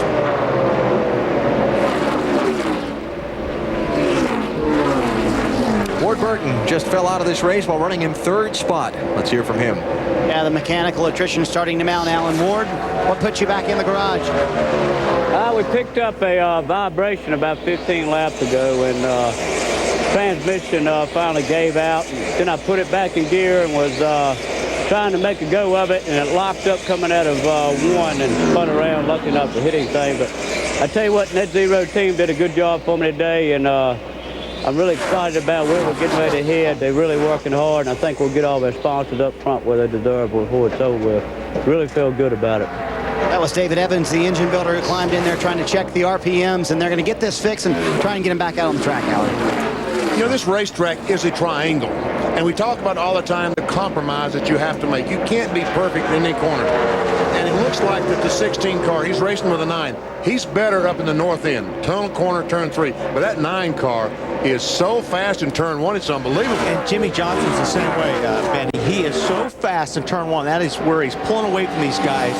Just, it's incredible. And he's running that high line, and you see everybody else is trying to run low. But that 48 car Jimmy Johnson is fast in that high line. See, now Biffle goes in turn 1, and he has a couple of car lengths on 9. Watch this 9 car go in high, and he'll come off the corner and be right on the back bumper of Biffle. And Casey Kane with a little bit of a tattered and battered race car after he was involved in an incident back at lap 109 with Tony Stewart and Kurt Busch. Jimmy Johnson leads at Pocono. The 20th race of the NASCAR NEXTEL Cup season is the Pennsylvania 500 at Pocono Raceway, Long Pond, Pennsylvania. You're looking at Jimmy Johnson, the dominator of the race so far, out in front for 96, the 172 laps that have been run, but he's got 28 laps separating himself from victory lane after he completes the circuit he's on now. We've talked about how difficult Pocono is on engines and transmissions, things that'll keep Jimmy leery over these final circuits. He told us about something else that'll keep him leery of the late stages of this race. Yeah, there's a lot of things that are pushed their limits here. Even the drivers, this is one of the most mentally demanding tracks that we run on because every corner is different. You've got a lot of shifting that takes place. It's a tough track, and I leave here as drained mentally as I would leave in a road course, and that's saying a lot for an oval. Mentally, because if you missed one of those shifts that he talked about, you have a chance of breaking the transmission, breaking the engine. And your car's never perfect here. You got 3 totally different corners, so you really have to be aggressive and drive the car and stay on top of it. Phenomenal 2004 season for Jimmy Johnson so far. In his last 12 races, 10 top 5 finishes. Last 12. Pretty outstanding. He's got a lead on Mark Martin of 1.2 seconds now. Mark running in second place, trying to hold off Greg Biffle and Casey Kane for that spot. Bill has more on Mark Martin. Well, you talk about teams having bad luck at the end of races. Mark Martin's had more than his share, in fact, throughout the season, even early in the race. Daytona 500 lost an engine on lap 8. At Bristol, he dropped a cylinder late in the race while running 15. In Martinsville, he was 7th when the fuel line basically disintegrated. In the 600 at Charlotte, he was running 3rd, moving in on 2nd when the second ignition box failed on lap 200. At Pocono, the first time we talked about it, the engine failed when he was running 7th in the closing laps. At Michigan, the transmission failed on the green flag lap. And a couple of weeks ago at Chicagoland, lost the engine running 3rd with 3 laps to go. Mark did win at Dover and is in contention again today. And here are the guys that have stuck with him and have him chasing down the leader. Pat Tryson, crew chief, Malvern, Pennsylvania. Scott Bowen, front tire carrier, Winston-Salem, North Carolina. Todd Ziegler, front tire changer, Fort Wayne, Indiana. Chris Webb, Jackman, Manassas, Virginia. Will Smith, rear tire carrier, Seymour, Indiana. Drew Blickensturfer, rear tire changer, Mount Zion, Illinois. Rick Machinsky, Gasman, Toledo, Ohio. Danny Eklund, catch can, Green Bay, Wisconsin. I'm Andy Ward, picture coach of Kannapolis, North Carolina. Their luck has been so bad. Last week, I kidded crew chief Pat Tryson if I walked into a casino, caught crashing. Bobby Labonte's into the wall, turn 1. Just misses getting collected as he skids back across the racetrack. Hey, that's a damage on that thing. And that's 2. Jeff Burton and now Bobby Labonte just almost knocked the rear end off these cars. Opposite ends of the racetrack. That turn 1, we talked about it earlier. I had kind of labeled on my notes turn 1 terror as the piece that I had in mind. You are flying when you go into that corner to brake, turn, the bumps, downshift. Let's see if we can see what happened to Bobby Labonte. Not happy. Looks like he got hit. He's going to get hit by, looks like, well, I don't say. Brian Vickers. Brian Vickers, that's who I thought it was. Racing for 12th and 13th there, BP. There's a right rear spring falling out of the car. And you know, the 25 car drifted up the racetrack. Yeah. He got down underneath Bobby Labonte. He pushed, and he pushed right into Bobby.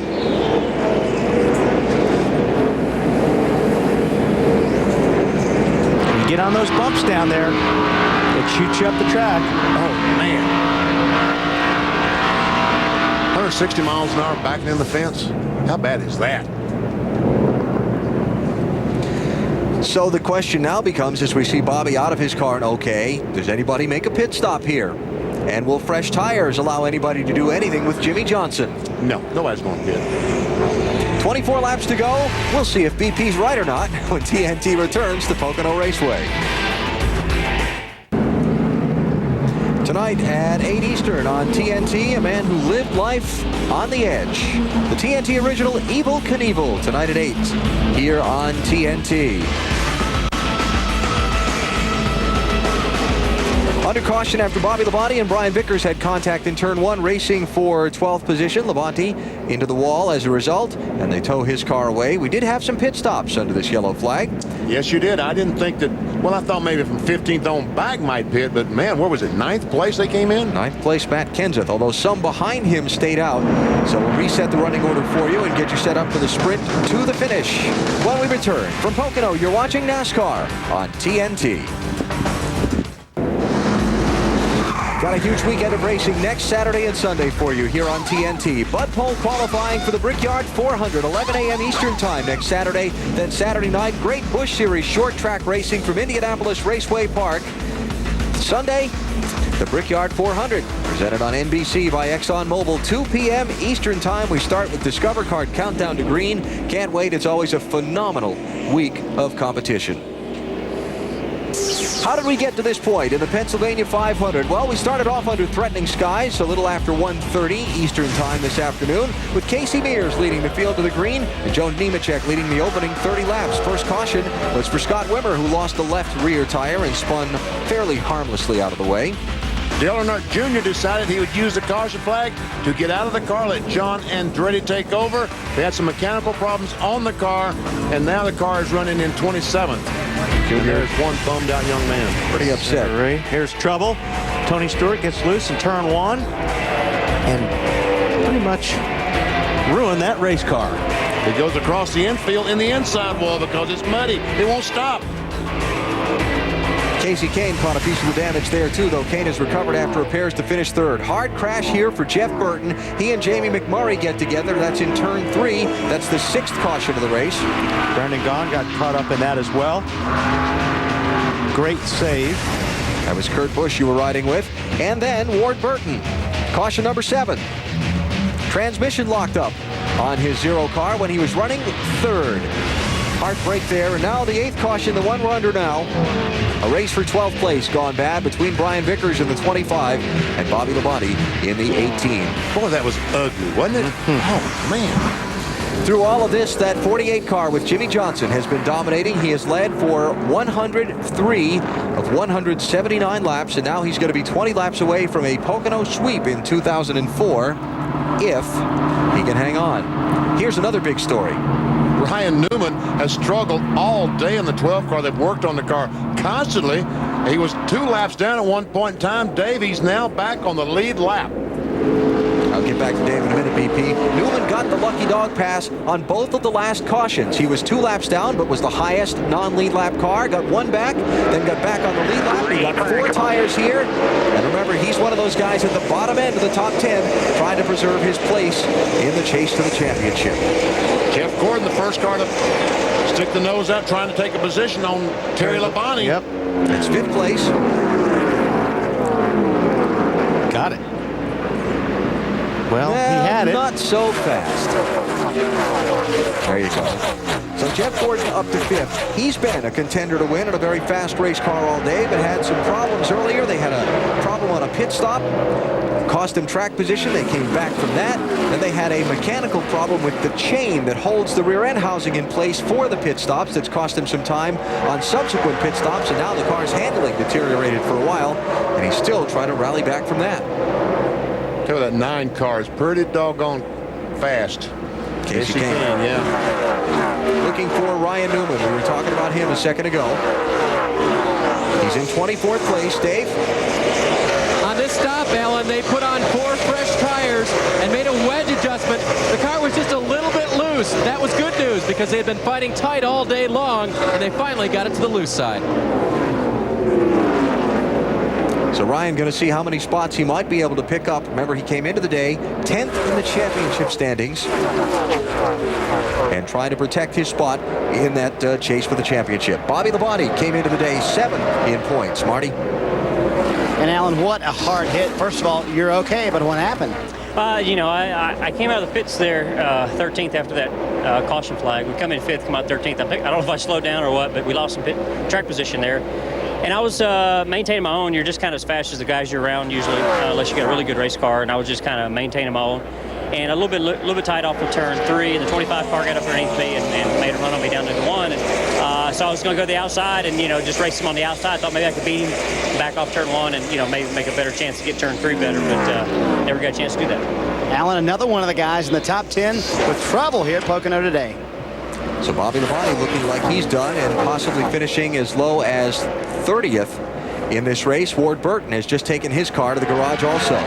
Race to the chase. The standings as they run in the race right now.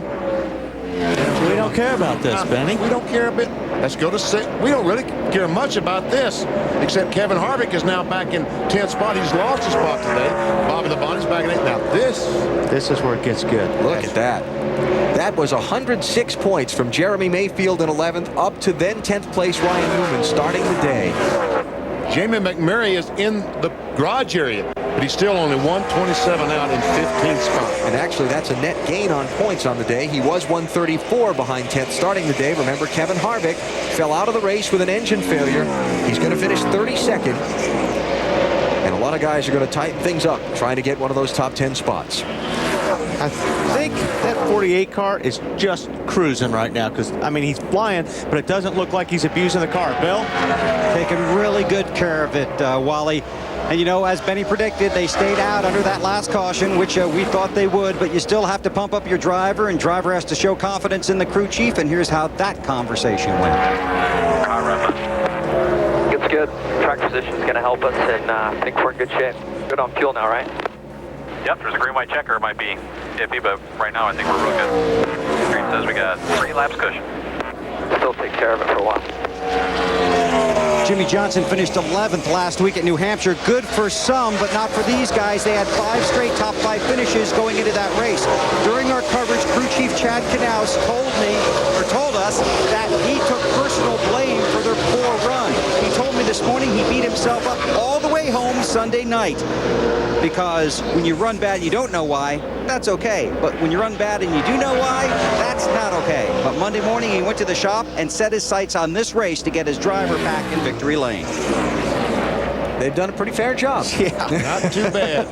And, you know, he stands a chance to pick up a $90,000 bonus. We talked about it. If the Nextel points leader wins the race, he wins a bonus. It's $10,000 every race or something. It's been 9 or 10 races since it happened. He gets a bonus, big bonus.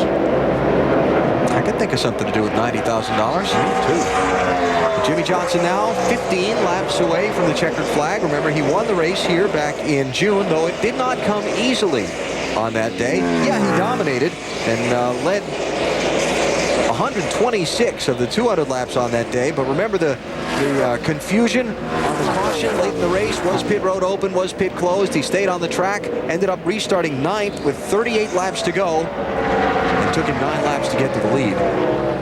Went on to win.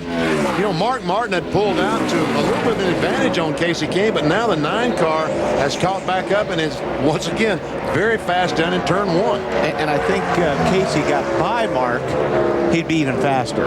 Right now, he's running behind Mark, and although he's catching, wow, look at that. Really caught him in 3 there. And all credit due to Tommy Baldwin and that pit crew. You see the big patch over the hood of that car. Yeah. When Tony Stewart had the crash, the crew came in and put that sheet of plastic they had basically prepared. They put rivets through it to hold it down, and it's not only held up, he's moved back through the field. Watch him now as he goes in. Oh, now Mark Martin has decided to move up his groove, so he moved down the Mark groove. Yeah, because it was just the opposite the lap before. Oh, I love this. Actually helped Mark a little bit there. It looked like it did. Looks like he was able to get through that corner faster. He needs to remember that. 14 laps to go. Let's give you a top 10 through the field and start with the leader, Jimmy Johnson. And that would be Bill. Okay, as we heard, Alan, he said he's pretty darn good. Just a dominant day for Johnson in that 48 bunch, but the car they are watching is the 9 of Casey Kane. Right behind the 48, the 6 of Mark Martin during the last caution said we're just a skosh tight, and that's what's hurting him right now. Dave, how about the 9? Very quiet on the radio, Bill, but the 18 crash of Bobby Labonte helped these guys. Remember, they were going to be short on fuel. They're the first ones to pit in my area all day long, and those caution laps gave them the fuel mileage they need. Bill, back to you. The 16 of Greg Biffle, under the last caution, he told his crew if we were just a tick better in turn 1, we'd really be something. Matt, how about Gordon? Gordon's very strong, very pleased with that race car before the last caution. Robbie Loomis keeps preaching to Jeff under that caution, and as they took the green flag, conserve me as much fuel as you can. At this point, they're about a lap shy, Bill. Matt, strong run for Terry Labonte, former winner at this track, 801st career Nextel Cup start. A little battling it in traffic a little bit, but still looking at a good finish right now. Dave? Scott Riggs looking for his second top 10 of the year. Remember, we said looking to the second time he comes to tracks. Well, this is actually the third time. Remember, in the spring, he ran a support race here and won that. So he's feeling very comfortable with his car, Matt. Dave, Robbie Gordon came down pit road a little while ago, and he's in the 8th position now. Took on 2 tires, seems to have helped the car. They also made a track bar adjustment. He's been tight for most of the afternoon. He's a little bit faster than Riggs, trying to reel him in, Bill. The 19 car, Jeremy Mayfield, as it has been all day, just tight, fighting it, but Mayfield looking like he's going to get a top 10 finish along with his teammate Kane in the 9. As for the 41, Casey Mears, car is very tight. Casey described it as plowing, and that's not good when you're plowing in Pocono. How about the 17 taking a spot there, Matt? 17 working the inside of the 41. Now, they've hit it under the last caution. The reason? 2 laps shy of making it on fuel. He was also loose on that set of tires. Restarted 16th, trying to work his way back up in there to a solid finish after a very tough weekend, Marty. Well, Matt, here comes Elliott Sadler. They've had trouble in traffic all day long. Car would just go nowhere. He got extremely tight. He's in 11th right now. The plan right now is take this car to Indy, although they may reevaluate after this race, Dave. Ricky Rudd was one of the cars that decided to pit under this last caution. Came in, put on 2 right side tires, and made a track bar adjustment.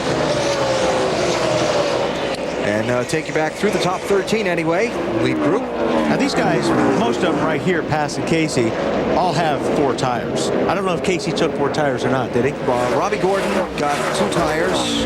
Elliott Sadler got 2 tires. Ricky Rudd, 21 there, got 2 tires. Wimmer in the 22 got 4. Okay. On that last caution, and Casey did not pit. See, the 21 car goes by Casey Mears.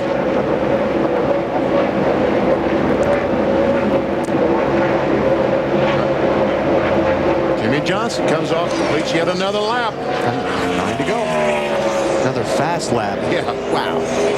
10 to go, excuse me. He is 4/10 quicker in second place. Mark Martin. See, Dale Jarrett in the 88 car behind Casey Kane. Jarrett is several laps down. 6 laps down. But after he changed the transmission, it's pretty obvious he has a fast race car.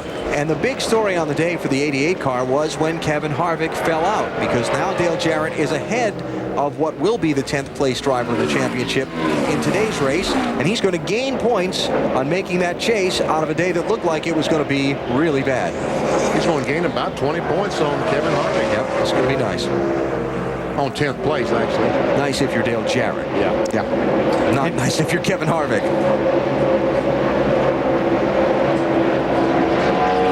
And, you know, and Dale's doing what he has to do. I mean, you can't worry about the guys around you. You hope they have problems, but you just got to keep, you know, doing your job and getting as many points as you can.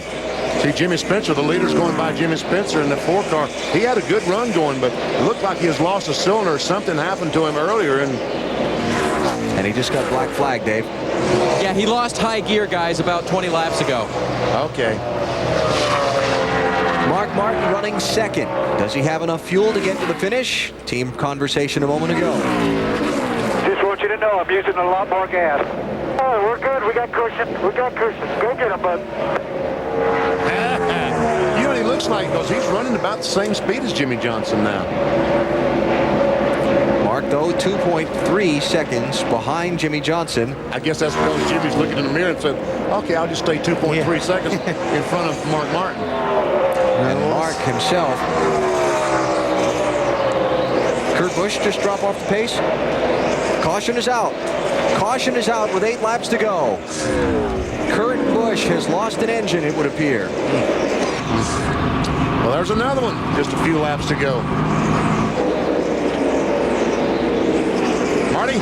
He said he thinks it's a transmission. Remember earlier we reported that Kurt Busch, or I told you guys in commercial, only had 3rd and 4th gear. Now he thinks all of them are gone. And normally when you lose a gear in a transmission, it's only going to get worse because those pieces don't go anywhere but round and round the other gears. So if you break a part in the transmission, it's just going to get worse most of the time. Let's go back and take a look and see what happened to Kurt Busch and also Kyle Petty, who appears to have been in the wrong place at the wrong time. He gets up high, up in the tunnel corner, and with the 97 dropped some oil there. He was running right behind him when he went into the corner. And they've decided that they don't have enough time to change the transmission and make any progress out of it, so they're going to push the car in the garage. Remember Kurt Busch winning last week, moving up to 6th in the championship standings, feeling like he'd put a little cushion behind himself in that race to the chase. So he's back to 9th now. And he erased that cushion. Kurt is probably going to finish somewhere back around. Yeah, it might not be so bad. He's only probably going to finish around 26th or 27th because of all the cars that we've had fall out of the race so far. I mean, even some of the guys that are still running can't finish enough laps to pass Kurt Busch. So we'll see how it shakes out at the end of the afternoon for him. Another sprint to the finish coming up. Jimmy Johnson leading Mark Martin. Nextel Cup Racing from Pocono on TNT is brought to you by Domino's Pizza, the official pizza of NASCAR. By new M3 Power from Gillette, the new power behind the Gillette Young Guns. And by Goodyear Assurance, featuring triple tread technology. Turned out to be a beautiful afternoon here in Long Pond, Pennsylvania for the Pennsylvania 500. And the fans are about to be treated to a 5-lap sprint to the checkered flag. Dave? Ryan Newman gives up 18th position, 4 tires, no fuel, no adjustments. Chassis is pretty good, Bill. It's going to be 4 tires and a rubber out of the right rear for Casey Mears. They're hoping those tires can help him pick up positions. Only had about 5 guys behind him when he came down pit road. 22 cars on the lead lap. Very few did pit under this caution flag. You saw Casey Mears and Ryan Newman. Also, Joe Nemechek was in. Ricky Craven, Sterling Marlin, and Kyle Petty, lead lap cars who came in. Talked about the 97 car losing the transmission right along with Kurt Busch. And listen. And he's trying to find anyone that will work, but none of them will. None of them. The engine is running fine, just will not pull. All the gears are just stripped off the cluster gear in the transmission. Transmission went out. So tough day for last week's winner, Kurt Busch, who will be in the garage when the checkered flag waves on this one. 5 to go will be when the restart waves. There are 22 cars on the lead lap. Nobody's been able to do anything with Jimmy Johnson so far. Everybody's going to be a little bit meaner on this restart. Exactly. The meaner level is going to peg the meter. Yes. 1 to 10, it's about 11. Farthest up guy with tires is going to be Casey Mears in 17th. Drivers who have swept here at Pocono, which Jimmy Johnson is trying to do. It's a pretty good list, pretty good company to join. Yep. BA. Bill Elliott won about everything in 1985, so it's no surprise he won both races here. Tim Richmond driving for Hendrick Motorsports then, and Bobby Labonte a few years ago. Restart with 5 laps to go. You ready? Green flag, green. Robbie Gordon. He's always usually the first one that pulls out to pass somebody on the restart. And Jeremy Mayfield trying to get alongside Robbie Gordon. No, couldn't quite make it.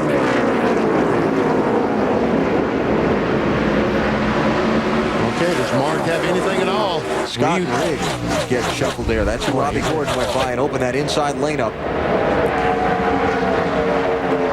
There it is, back Jeremy Mayfield. Mayfield got by, Matt Kenseth got by, Elliott Sadler got by. So Scott Riggs' potential top 10 finish has gotten shuffled here on this late restart.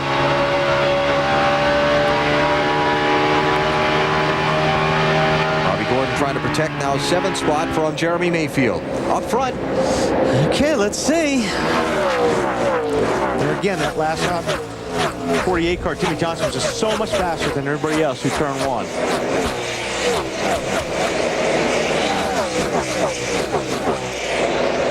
Casey Kane, Greg Biffle not really able to mount any kind of a charge there from 3rd and 4th. Tell you what, Mark Martin is driving as hard as he can in that 6th car. Pat Tryson has told him fuel is not a problem, go for it. And he is, but he just doesn't have the horse to catch that 48, doesn't look like. Especially those last couple laps of caution that really gave him a margin for safety. And he's searching. He's running different lines right now. He's just trying to find the fastest groove for that car, that 6th car right there to work. Kurt Busch is with Marty. The day started so promising for Kurt Busch with a fast car early on. What put you out? Transmission. It's weird. We had 2nd gear fail us about 20 laps earlier, and you don't hardly ever use 2nd gear. So just a bummer day today. Our week was last week, so we'll just have to move on to the next one. It's tough. That now makes 6 of the top 10, Alan, that have had problems today. It's getting interesting. Casey Kane getting up high there and a run. 6 races to go at the end of the day. Tony Stewart, Dale Earnhardt Jr. had problems today. John Andretti now driving the 8 car. Kurt Busch had problems. Now, Kevin Harvick, Bobby Labonte, and Ryan Newman, although he's rallying late. Newman is up to 14th. And there's the number. Kevin Harvick back to 10th. And Mayfield from 106 to 36 points up within 10th spot. Casey Kane is making a run on Mark Martin. I think if Casey can get a little bit closer to Mark, he can make the pass on the outside of turn 1. Tell you what, he's there now. Is Mark going to go in high or low? High. High.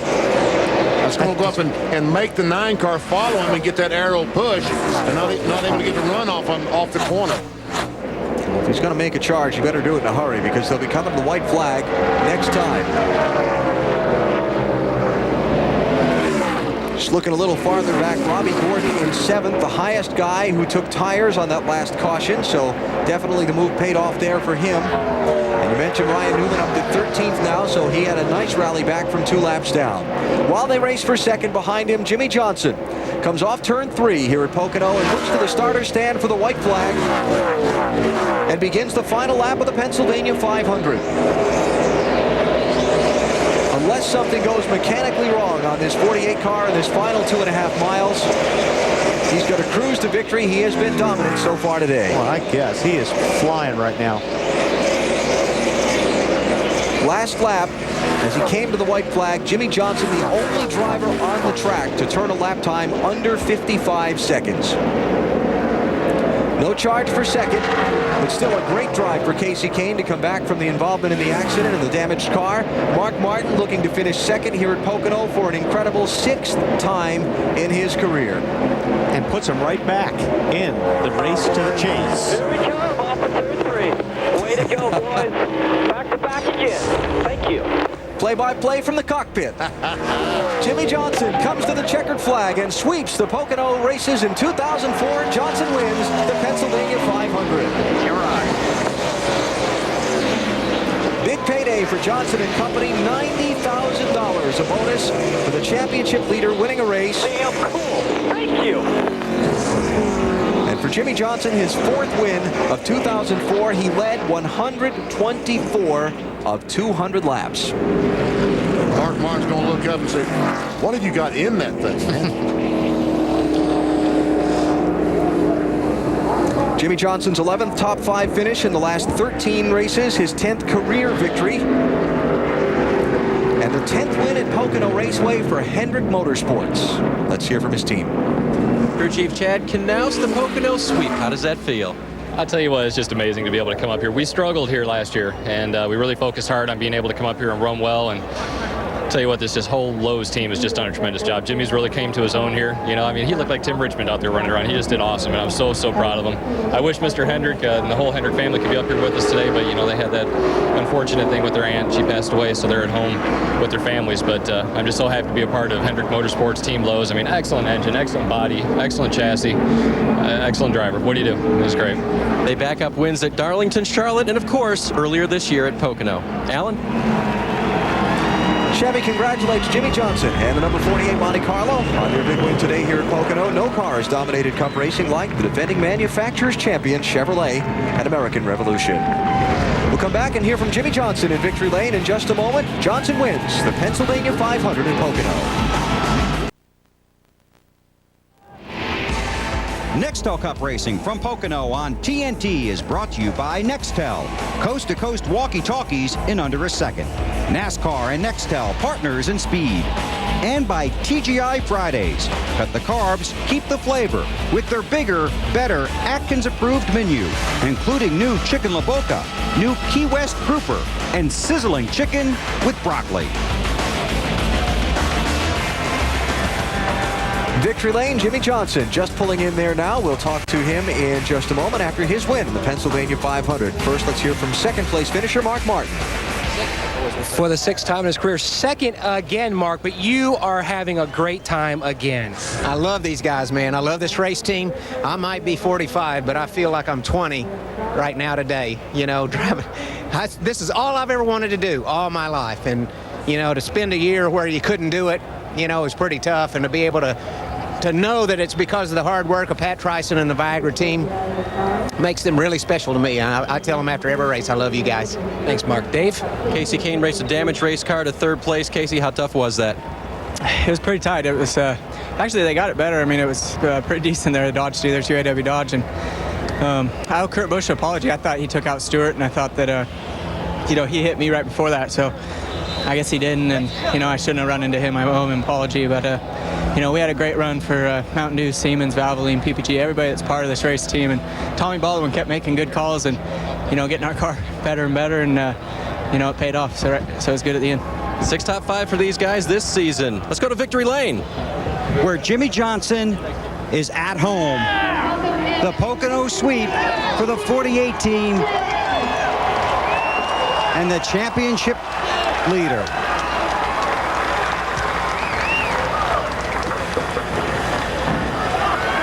You ready? Yes. Okay, you rock. How cool was that? That was so cool. I mean, that race car was incredible. You know, it wasn't the best all the time, but it was awfully good. Chad made great decisions. We had to work our way through and pass a lot of cars at times, so it wasn't a cakewalk by any means. But I'm just so lucky to drive for Hendrick Motorsports. Rick, thank you for the opportunity, boss. You know, definitely bringing this trophy home in the memory of Papa Joe. I don't know what to say. I have to thank the whole organization, everybody involved. Chad Canals, the Lowe's team, all the employee owners at Lowe's, everybody involved. You know, days like today are very special, and it takes a whole team to do it. I'm very happy to be here. You think you might take this car to Indianapolis? I think we're going to have to consider that, the way this thing's been running. But we feel that we've got a better car to take to Indy. So worst case, we got a good backup right here, isn't it? Go ahead. Unbelievable. I don't even know what to say. You should ask me a question. Okay, well, I know you guys wanted to go to Victory Lane last week for Papa Joe, so I'm sure this is an extra special win for you and all the people at Hendrick Motorsports. It definitely is. And this week, Rick's aunt passed away, so it's been a very tough month for Mr. Hendrick and the whole Hendrick family, and our thoughts and prayers are with everyone, and glad we can put a smile on their face here on this Sunday afternoon and bring home a trophy for them. Just an incredible day. Congratulations. Thank you. He's the championship leader. Jimmy Johnson sweeps Pocono. Matt? It was a good day for Jeff Gordon. Good day, the car that you co-own won. Good thing for you, though, you came back from a top 5 finish after a lot of trouble today. I bet you're glad Pocono is not in that final 10. I am, because I don't know if anybody can beat Jimmy Johnson here right now. These guys are so strong. Congratulations to them, and I know Rick's back at home watching. I know he's happy, and John, so congratulations to them. Great run for the DuPont Chevrolet. I mean, it was a great, I guess, fight is the only way I know how to put it, because we had to fight a lot of things and overcome a lot of hurdles.